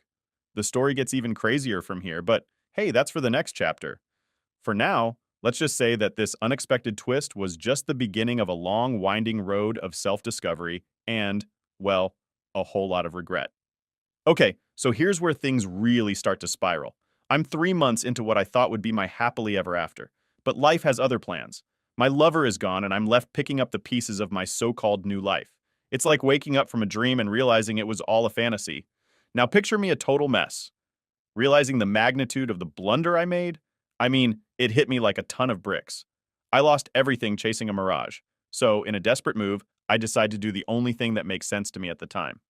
I try to go back to my husband. Yeah, talk about a reality check. I went to him practically on my knees. I'm talking full on, pleading, apologizing for everything. I told him it was all a huge mistake that I never should have left. I was ready to do anything to make things right again. But it was like talking to a wall. You could almost hear the echo of my words bouncing off him. He had changed, and who could blame him? He was no longer the man I left. He was someone who had moved on from the storm I had caused, and the look in his eyes. Man, It was like he couldn't even recognize me anymore. There was this distance, this coldness that wasn't there before. It was heart-wrenching, to see the pain and the indifference in his eyes. It made me realize just how much I had hurt him, how selfish my actions had been. All those years we spent together, and I just threw it away for a fling that went up in smoke. So there I was, trying to salvage what was left of my marriage. But it was too late. The bridge was burned and there was no going back. He made it clear that he couldn't trust me again, that too much had happened for us to start over. And the worst part? I knew he was right. This chapter of my life was like a wake-up call. It made me realize that sometimes when you make a choice, you have to live with the consequences no matter how much you wish you could turn back time. It's one thing to make a mistake, it's another to face up to it. I learned the hard way that some things once broken can't be put back together. No amount of regret or realization can undo certain choices. It was a lesson in humility, in understanding the impact of my actions on others. And that's not even the end of it. The story takes more twists and turns from here. But as for this chapter, let's just say it was a period of hard truths and even harder lessons. I had to come to terms with the fact that I had lost my husband. Not just physically, but emotionally and spiritually. And that was a pill too bitter to swallow, where I'm grappling with this harsh, in-your-face kind of truth. I was alone, and not just in the, I need some time away. I mean, truly, utterly alone. It was just me and a truckload of memories from a life that I, in all my wisdom, had decided to blow up. Talk about a reality check. My husband, the guy the first had shared years of my life with, had turned the page. He started a new chapter 1 where I was just a footnote, a thing of the past. It was like watching a movie of your life where you're no longer the main character. And let me tell you, that's a tough pill to swallow. I spent days, weeks, heck, even months trying to make sense of it all. I was living in this haze, going through the motions, but not really living. My house felt like a museum of what once was. Everywhere I looked, there were reminders of the life we had built together, now just echoes in empty rooms. It's strange, when you're left alone with your thoughts. You start to really dive into the choices you've made. And boy, did I dive deep. I replayed every argument, every sweet moment, every crossroad where I could have chosen differently. But the thing about the past is it's like a different country. You can't go back. I tried to reach out to friends, but it was awkward. They had all chosen sides. And guess what? Most of them weren't on Team Me. I don't blame them. Really, from the outside looking in. I was the villain of my own story. I had walked away from a good man, a stable life. For what? A fling that fizzled out faster than a cheap firework night after night. I'd sit by the window looking out at the world, moving on without me, people going about their lives laughing, loving, and there I was, stuck in this self-made purgatory. It's in moments like these that you really start to question who you are, what you want, and what really matters in life. The harsh truth that I had to face was that I had done this to myself. I had chosen this path, and now I had to walk it, no matter how thorny it was. My husband, the man I thought I'd grow old with, was now a stranger, living his life without a backward glance. This chapter of my life, it was all about coming to terms with the consequences of my actions. It was a time of reflection, of understanding the ripple effect of the choices we make. I had to learn to live with myself, with the knowledge of what I had done, and somehow find a way to move forward. And trust me, moving forward wasn't easy. It was a journey full of bumps and bruises, of learning and unlearning. This is where I hit rock bottom, where the harsh lessons really start to sink in. By this point, I'd lost it all. My husband, my lover, even my sense of who I was. I was back to square one, but with a whole new set of baggage. A heart heavy with regrets and a mind swirling with what-ifs. They say hindsight is 20/20, and boy, were they right. Looking back, I could see all the missteps, all the wrong turns I took. It's like this montage of mistakes playing over and over in my head. I lost the love of a good man, a man who had stood by me through thick and thin, for a fleeting romance that burned out faster than a shooting star. And here's the kicker. I didn't just lose them. I lost myself in the process. I used to know who I was, what I stood for. But after everything that went down, I couldn't even recognize the woman staring back at me in the mirror. I was a stranger to myself. And that, my friend, is a scary feeling. It's funny in a not-so-funny way how life can turn on a dime. One minute you think you have it all figured out, and the next you're scrambling to pick up the pieces of a life you shattered with your own two hands. The world keeps spinning, but you're stuck. Trapped in a past that you can't change, in a future that looks nothing like what you had planned. The thing about hitting rock bottom, though, is that it gives you a different perspective. You start to see what really matters, what's truly important. It's not the whirlwind romances or the adrenaline rush of sneaking around. It's the quiet moments, the steady love, the things I took for granted and lost along the way in those long, lonely nights. I find myself replaying everything, wondering how I could have been so blind, so reckless. I was racked with guilt, drowning in a sea of remorse. I kept thinking about all that. What ifs? What if I had stayed? What if I had been honest with myself and my husband from the start? But life doesn't have a rewind button. You can't go back and erase your mistakes, no matter how much you wish you could. So there I was, at a bitter end of my own making. It was a tough pill to swallow, accepting that I had no one to blame but myself. I had to learn to live with my choices, to find a way to make peace with the chaos I had created. And trust me, that journey to peace, to finding myself again, it was a long and winding road, but that's a story for another day. For now, let's just say that Chapter 6 was about coming to terms with the consequences of my actions, about learning the hard way that some choices can't be undone and some bridges, once burned, can't be rebuilt. It was the end of one chapter and the reluctant beginning of another. A chapter where I had to learn to forgive myself and start over one painful step at a time. Story 6. My family used me as a free babysitter for 10 years, then called me selfish when I got a full scholarship in another state, accusing me of abandoning the family. So I moved anyway.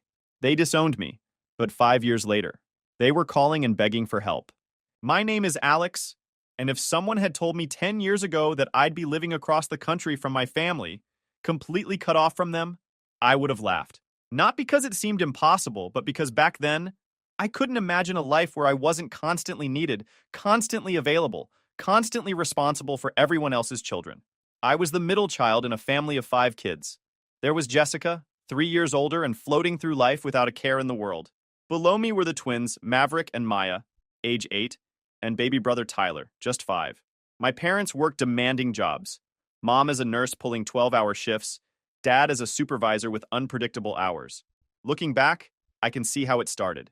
It wasn't malicious, just convenient. Jessica had her mall job, her boyfriend, her social life. I was quiet, responsible, and apparently had nothing better to do than babysit whenever needed. Alex, can you keep an eye on the kids while I run to the store? Became, Alex, I'll be back in a few hours, which eventually became, Alex, you're in charge until we get home. No discussion, no asking if I had plans, just assumption. The first time I realized how deep I was in this hole was during junior year. I was in the library working on a college application essay when my phone buzzed. Alex, honey, I need you to pick up the twins. Mrs. Henderson called in sick, so there's no after-school care today. I looked at my half-finished essay. But Mom, I'm working on college stuff. Can't Jessica? Jessica has work. You know that. The twins are waiting. I packed up and drove to elementary school. The twins climbed into the back seat of the beat-up Honda my parents let me use for family emergencies, which apparently included any time they needed chauffeur service. That became the pattern. School, then immediately pick up kids, help with homework, make snacks, break up fights, coordinate baths, read bedtime stories. By the time my parents got home around 8 or 9, I was exhausted. Thanks, sweetie, Mom would say, heading upstairs. You're such a lifesaver. Dad would ruffle my hair. Don't know what we'd do without you, kiddo. No payment, no acknowledgement that I just worked a 6-hour nanny shift, no recognition that I might have had plans or homework or a life of my own.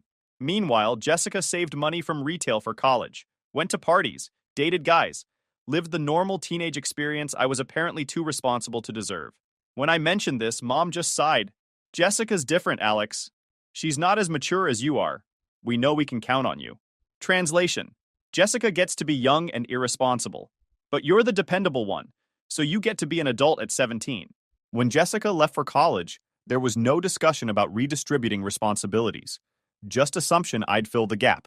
Senior year became a blur of missed opportunities. Couldn't join clubs, couldn't take SAT prep, couldn't go to homecoming because Tyler had flu and Mom was working doubles. There will be other dances, she said. Family comes first. I returned my dress clothes and bought groceries instead. My guidance counselor started pulling me aside. Your grades are good, but colleges want well-rounded applicants. I wanted to say I was well-rounded. I could change diapers, help with calculus, mediate fights, and cook for 5, all in one afternoon. But professional unpaid nanny probably wasn't what admissions committees wanted. One night, filling out applications for local schools, Tyler knocked on my door clutching his one-eyed stuffed elephant. Alex, I can't sleep. Can you read me a story? I looked at the application, then at his hopeful face. Sure, buddy. As I tucked him in and read Dr. Seuss for the 100th time, I realized something that made my chest tight. I loved these kids genuinely, deeply. But somewhere along the way, love had become obligation, and obligation had become a cage. The turning point came in February of my senior year. Jessica called home in tears. She'd failed 2 classes and been put on academic probation. She needed to come home to figure things out, which really meant move back into her old room and have mom and dad support her while she worked at the mall again.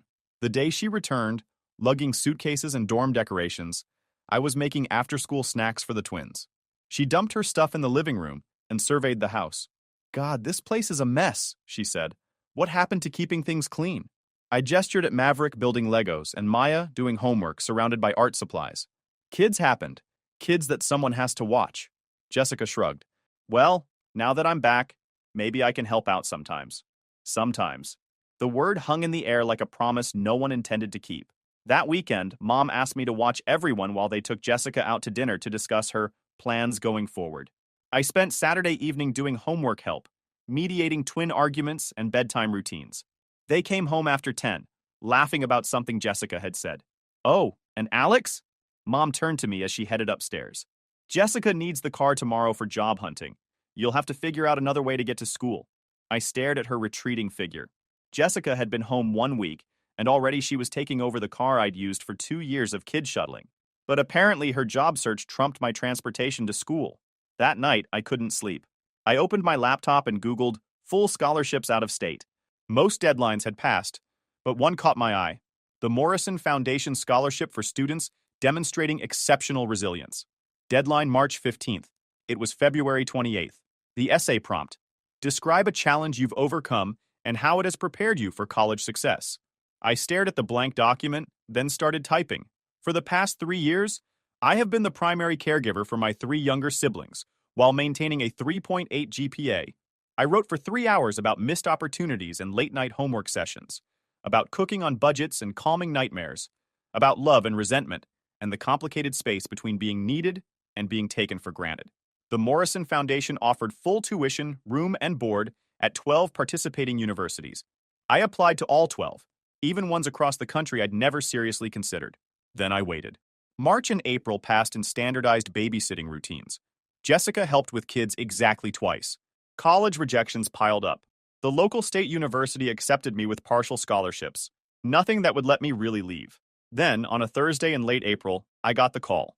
I was stirring mac and cheese while helping Maya with math homework when my phone rang. Unknown number. Hello? Hi, is this Alex Mitchell? This is Dr. Jennifer Wells from the Morrison Foundation. I'm calling with wonderful news. I nearly dropped the wooden spoon. Maya looked up, sensing something important. You've been selected as one of this year's Morrison Scholars. Congratulations, Alex. Your essay was extraordinary. The kitchen tilted around me. What? Full scholarship to your first choice school, Portland State University in Oregon. 4 years. Full tuition, room, board, and a stipend for books. Oregon. 3,000 miles away. A place where no one knew me as the guy who babysat his siblings. You deserve it. Your resilience and maturity shone through every line. After I hung up, Maya tugged my shirt. Alex, who was that? You look funny. I got into college. I got a full scholarship to college. That evening, when my parents came home, I told them about the scholarship. I expected excitement, congratulations, maybe pride. Instead, I got confusion. Oregon? Mom said, as if I'd announced I was moving to Mars. But why Oregon? There are perfectly good schools here. It's a full scholarship, Mom. Full ride. Dad frowned. But what about the kids? Jessica's still getting back on her feet. We can't handle everything without you. I stared at him. I'm 18 years old, Dad. I'm supposed to go to college. Of course, Mom said quickly. We're just saying maybe somewhere closer. Somewhere you could come home on weekends. Somewhere I could still be on call for babysitting duty. This is a once-in-a-lifetime opportunity. The Morrison Foundation only gives out 20 scholarships nationwide each year. Jessica, scrolling through her phone, looked up. I think it's kind of selfish, honestly. The word hit like a slap. Selfish? You know Mom and Dad need help with the kids. You know I'm trying to get my life together. This feels like you're abandoning everyone because you got some fancy scholarship. Something cracked inside my chest. Abandoning? I've spent 3 years raising kids that aren't mine. I've missed school dances and SAT prep and normal teenage experiences because I was here being responsible for everyone else's children. How is finally doing something for myself abandoning anyone? We never forced you, Mom said, voice getting that lecturing edge. You're part of this family, and family members help each other. Help each other? When was the last time anyone helped me? We fed you, clothed you, put a roof over your head, Dad said. Everything you did was for Jessica and Maverick and Maya and Tyler. I was just the unpaid help. The room fell silent except Tyler playing with toys, oblivious to the tension. Finally, Mom spoke, voice cold. If that's how you feel, Alex, maybe you should go to Oregon. But don't expect us to pretend we're happy about you abandoning your family. Fine, I said quietly. I'll go to Oregon, and since I'm abandoning everyone anyway, I guess you'll figure out childcare on your own. I walked upstairs and closed the door.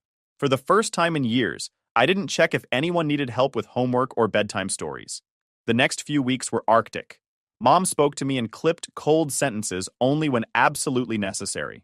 Dad tried to play peacemaker once or twice, suggesting that maybe I could compromise by choosing a school closer to home.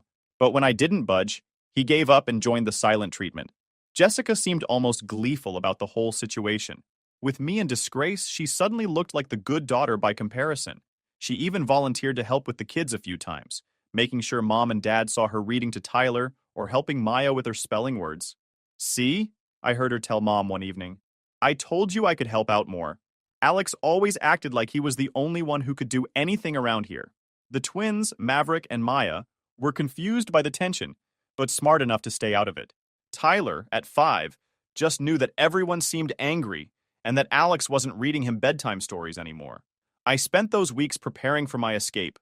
I researched everything I could about Portland State, about Oregon, about being a college student 3,000 miles from home. I applied for a campus job and looked into student organizations I might want to join. I started buying things I'd need for my dorm room with money I'd saved from my part-time job at the local grocery store. 2 weeks before graduation, Mom cornered me in the kitchen. Alex, this has gone on long enough. You're being ridiculous. I continued making my sandwich, not looking up. I'm being ridiculous? Yes. This whole Oregon thing is a tantrum. You're upset about some imagined slight, and you're punishing all of us for it. I set down the knife I'd been using to spread peanut butter and finally looked at her. Mom, in the past 3 years, how many school events of mine have you attended? She blinked. What does that have to do with anything? How many? I've been to plenty of your events. Name one. Silence. I made honor roll every semester for 3 years. I was in the National Honor Society. I gave a speech at the academic awards ceremony. I was selected for the peer tutoring program. You missed all of it because you were working or because someone needed to watch the kids. Alex, you know how demanding my job is. You went to every single one of Jessica's volleyball games. You went to her homecoming dance pictures. You threw her a party when she got accepted to college, even though her grades were terrible. Mom's face flushed. That's different. How? Jessica needed more support. She wasn't as naturally responsible as you. So I got punished for being responsible by being given more responsibility. And Jessica got rewarded for being irresponsible by having her responsibilities taken care of for her. It's not punishment, Alex. It's family. No, Mom. Family is when everyone contributes. Family is when parents take care of their children instead of making one child take care of the others. Family is when a teenager gets to be a teenager instead of being a built-in babysitter. I picked up my sandwich and headed toward the stairs. Where are you going? Mom called after me. To my room, to work on scholarship paperwork. You know, for the opportunity I'm being selfish about by accepting. Graduation day was awkward and tense. My parents came because not showing up would have looked bad to the other parents. But they sat stiffly through the ceremony and left immediately after, without suggesting we go out to celebrate. Jessica, who had been working at the mall that day, met us at home later. How was graduation? She asked, not looking up from her phone. Fine, I said. Cool. That was the extent of my family's acknowledgement of my high school graduation. 3 days later, Mom found me packing boxes in my room. You're really doing this, she said. It wasn't a question. Yes. We've decided that if you go to Oregon, you shouldn't expect to come back here for holidays or summers. If you want to abandon your family, then you're on your own. I looked up from the box of books I was packing. Are you disowning me? We're not disowning you. We're just making it clear that if you choose to leave, you can't expect us to welcome you back when it's convenient for you. So you're disowning me. Mom's mouth tightened. Think of it however you want, Alex. But don't come crying to us when you realize how hard it is to make it on your own. The morning I left for Portland, only Tyler came downstairs to say goodbye. He was still in his pajamas, clutching his stuffed elephant. Are you coming back? He asked, his 5-year-old face serious. I knelt down to his level. I don't know, buddy, but I'll miss you. He hugged me tight, and for a moment I almost changed my mind. Almost. But then I remembered that Tyler's hugs, as much as I love them, weren't worth sacrificing my entire future. Take care of yourself, okay? Be good for Mom and Dad. He nodded solemnly, like I'd given him an important mission. I loaded my car with everything I owned that mattered and drove away from the house where I'd spent 18 years being everyone's caretaker. In the rearview mirror, I could see Tyler standing in the doorway in his dinosaur pajamas, waving. Portland was everything I'd hoped and more. My dorm room was small, but mine. My roommate, Jake, was from California and had never heard of my family or my reputation as the responsible one. To him, I was just Alex, freshman psychology major with an interest in child development. The irony wasn't lost on me. For the first time in years, I had a schedule that was entirely my own. Classes, study time, meals when I wanted to eat them, sleep when I was actually tired instead of when the last child had been tucked into bed. I joined the psychology club and started volunteering at a local elementary school as a tutor. I made friends who knew me as the guy who was funny and smart and surprisingly good at beer pong, not as the guy who always had to leave early to babysit. I called home twice during my first semester. Both times, whoever answered was polite but distant. Yes, everyone was fine. Yes, they'd figured out arrangements for the kids. No, there wasn't really any news to share. I stopped calling. The Morrison Foundation Scholarship included a mentorship program, and I was paired with Dr. Patricia Harrison, a psychology professor who specialized in family dynamics and child development. During our monthly coffee meetings, she helped me process not just my academic goals, but also the complicated feelings I had about my family. It's normal to feel guilty, she told me during one of our sessions.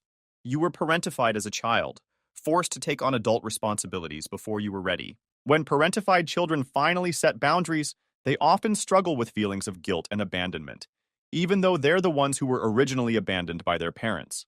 But I did abandon them, I said. The kids needed help, and I left.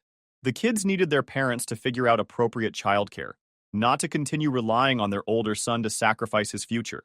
You modeled something important for them, that it's okay to prioritize your own well-being, and that adults should be responsible for their own choices.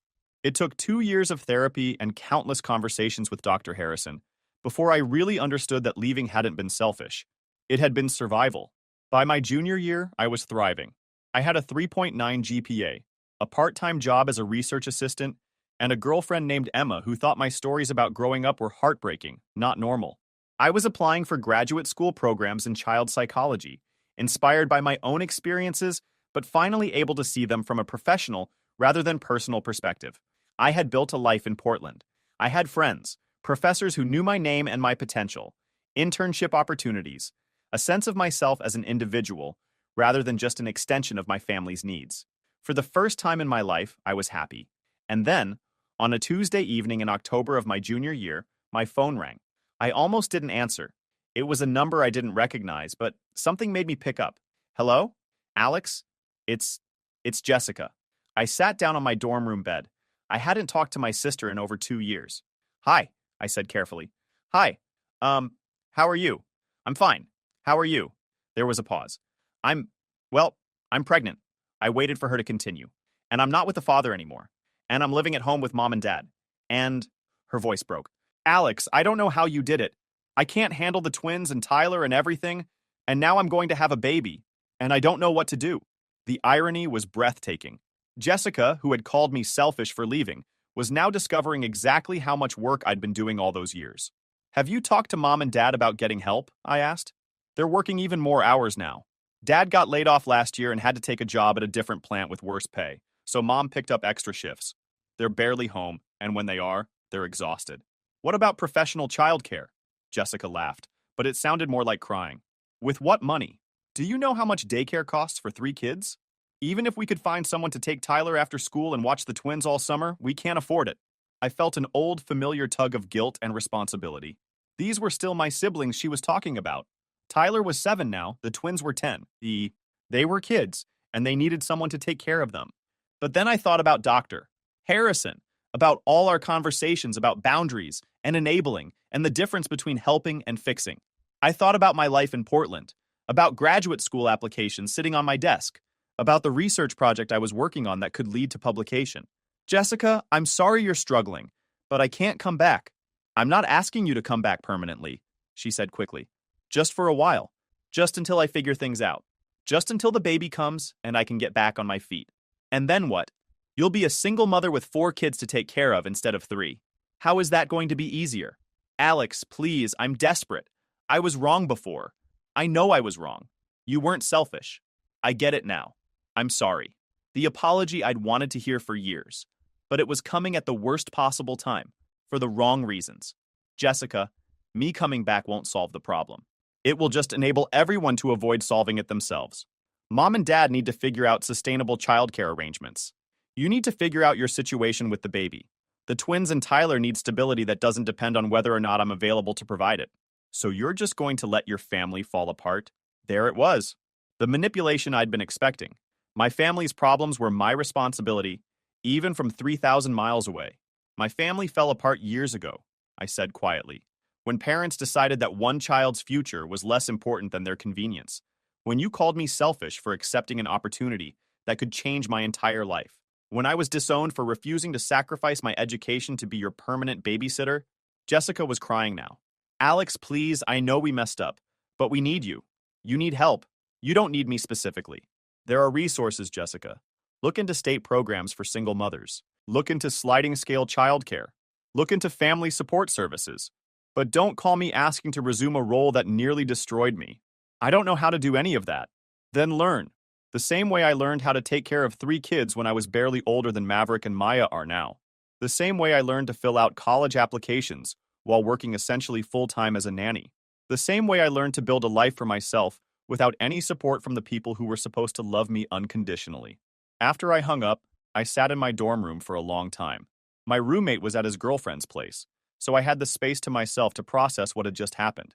Part of me wanted to buy a plane ticket home, the part that had been trained from childhood to fix everyone else's problems, to sacrifice my own needs for the greater good of the family. But a larger part of me, the part that had grown stronger over the past 3 years, knew that going back would solve nothing and cost me everything. I called Dr. Harrison instead. Alex, she said, her voice warm with concern when I told her about Jessica's call. How are you feeling? Guilty and angry and relieved, I think. Relieved? That I'm not there. That it's not my problem to solve this time. That's growth, she said, recognizing that you can care about people without being responsible for their problems. Over the next few months, the calls continued. First from Jessica, then from Mom, then from Dad. Always the same theme. Things were hard, they needed help. Couldn't I just come back for a little while? The guilt was crushing sometimes. I'd lie awake at night wondering if Tyler was doing okay in school, if the twins were getting help with homework, if Jessica was taking care of herself during her pregnancy. But I held firm to my boundaries. In December, Jessica had the baby, a little girl named Emma. Mom sent me a single text with a photo. She's beautiful. We're all doing fine.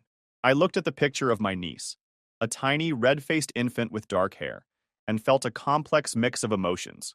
Love, because she was family, and she was innocent in all of this. Sadness, because I was missing her first moments. Relief, because her existence wasn't my responsibility. I sent back a simple response. Congratulations, she's lovely. That was the last direct communication I had with my family for almost 2 years. I graduated summa cum laude with my bachelor's degree in psychology. I was accepted to graduate school at the University of Washington for a PhD program in developmental psychology with a focus on family systems and child welfare. I moved to Seattle, found a small apartment, and threw myself into my research. My dissertation was on the long-term effects of parentification on childhood development. I interviewed dozens of young adults who had been forced to take on parental responsibilities as children, documenting the impact on their academic achievement, mental health, and relationship patterns. It was personal work disguised as academic research, and it was the most meaningful thing I'd ever done. Through my research, I connected with other people who had similar experiences. I wasn't alone. I wasn't crazy. I wasn't selfish. I was part of a pattern that was more common than most people realized, and I was helping to document it and find ways to heal from it. 5 years after leaving for Portland, 6 months after defending my dissertation, I was working as a postdoctoral researcher at Seattle Children's Hospital when my phone rang on a Wednesday afternoon. Another unknown number, but this time from my home area code. I answered without thinking. Alex? Oh, thank God. It's Dad. I hadn't heard my father's voice in years. He sounded older, tired. Hi, Dad. Alex, we need to talk. Are you free? I was in the middle of analyzing data from a study on trauma-informed childcare practices, but something in his voice made me pause. I can talk for a few minutes. What's going on? It's your mother. She had a stroke last month. She's not doing well, Alex. She's in a rehabilitation facility, but the costs, and someone needs to coordinate her care. And Jessica's overwhelmed with the baby, and Tyler's having problems at school, and he was rambling, the words tumbling out like he'd been holding them back for weeks. Dad, slow down. How bad was the stroke? She lost some mobility on her left side. Her speech is affected.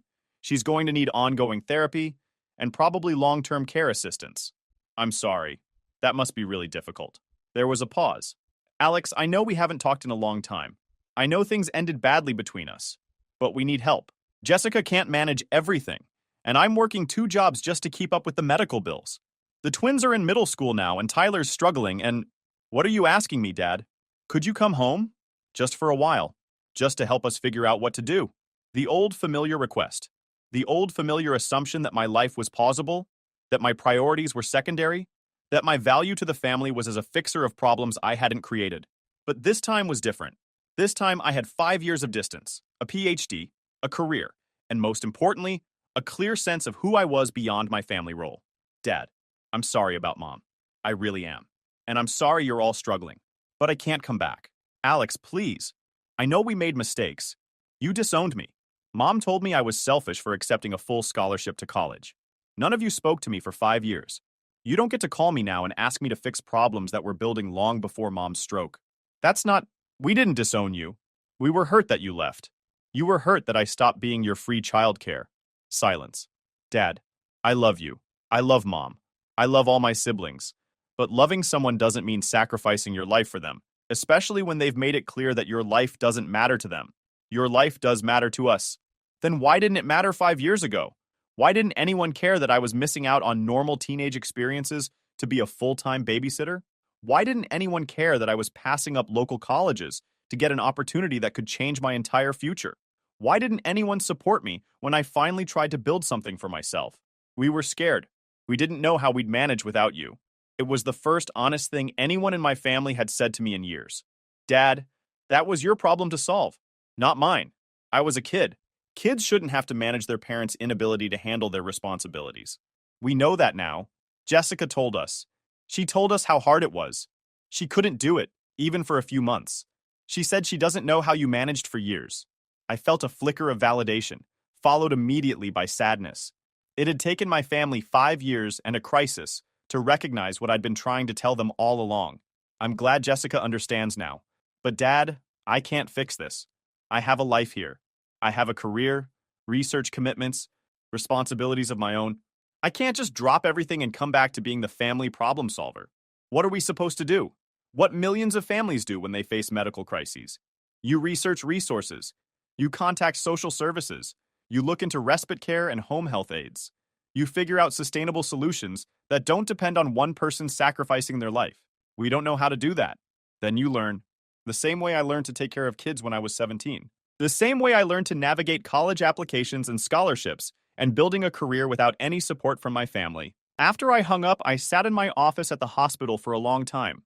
Through the window, I could see parents bringing their children for appointments, worried faces and hopeful faces and tired faces, all of them trying to do their best for their kids within whatever circumstances they were facing. I thought about my research, about all the families I'd studied who had found ways to heal from patterns of dysfunction and create healthier dynamics. It was possible, but it required everyone involved to be willing to change, to give up old roles and learn new ways of relating. My phone buzzed with a text from Jessica. Dad said you won't come home. I understand why, but could we at least talk? I stared at the message for a while, then typed back, I'm willing to talk, but not about me coming home. If you want to discuss resources for mom's care or childcare options, I can help research those things. Her response came quickly. That would help. I'm drowning, Alex. I never realized how much you did. Over the next few weeks, Jessica and I had several long phone conversations. Not about me returning, but about practical solutions to the family's problems. I helped her research state programs for families dealing with medical crises.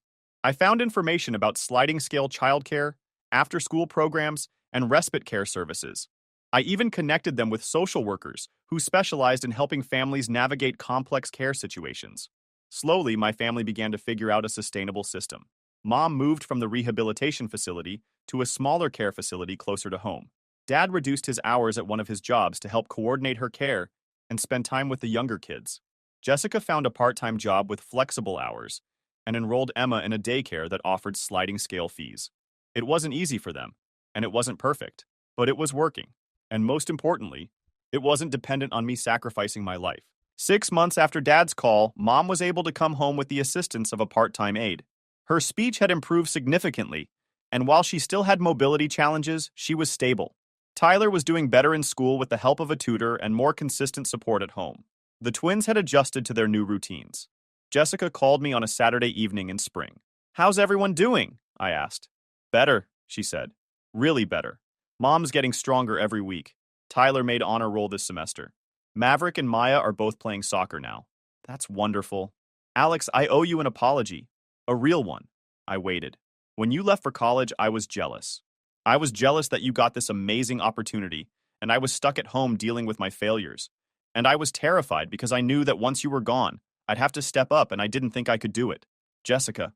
"No, let me finish. I called you selfish because it was easier than admitting that I was the selfish one. I had been letting you carry all the responsibility while I got to be the irresponsible older sister. When you left, I realized how much work you'd been doing, how much you'd been sacrificing." She paused, and I heard her take a shaky breath. "I tried to take over for a few months when I got pregnant, and I couldn't do it. I couldn't handle what you'd been handling since you were 15 years old. And instead of recognizing that you were amazing, I was resentful that you weren't there to keep doing it." "Thank you for saying that," I said softly. "I'm proud of you. I know I should have said that years ago, but I'm proud of you for standing up for yourself and for building something incredible with your life. And I'm sorry it took me so long to understand." We talked for another hour, really talked, for the first time in our adult lives. She told me about her struggles with single motherhood, her fears about being a good parent, her appreciation for all the things I'd taught her during our childhood that she'd never acknowledged before. I told her about my research, my career goals, my life in Seattle. As we were wrapping up the call, she said, "Would it be okay if I visited sometime? I'd love to see your life there, and I'd love for Emma to know her uncle." "I'd like that," I said, and meant it. A few weeks later, I got a card in the mail. It was from Tyler, now 12 years old, written in careful cursive handwriting that reminded me of helping him with his letters when he was 5. "Dear Alex, Dad told me you helped find the programs that let Mom come home. Thank you for helping, even though we were mean to you. I miss you, and I hope I can see you soon. I still have the elephant you fixed. Love, Tyler." Love for the little boy who had hugged me goodbye in his dinosaur pajamas. Grief for all the years we'd lost. Relief that we might be able to build something new. I have relationships with my family members now, but they're relationships based on choice and mutual respect rather than obligation and guilt. Jessica visits me once a year with Emma, who is a bright, energetic 5-year-old who calls me Uncle Alex and loves the Science Museum. Tyler and I text regularly, and I've been able to help him with college applications and scholarship essays. The twins are teenagers now, busy with sports and school activities, but they send me updates about their lives. Mom and I have video calls every few weeks. Her speech has almost completely returned, and while we've never had a deep conversation about the past, she tells me she's proud of what I've accomplished. Dad and I exchange emails about family updates and my work.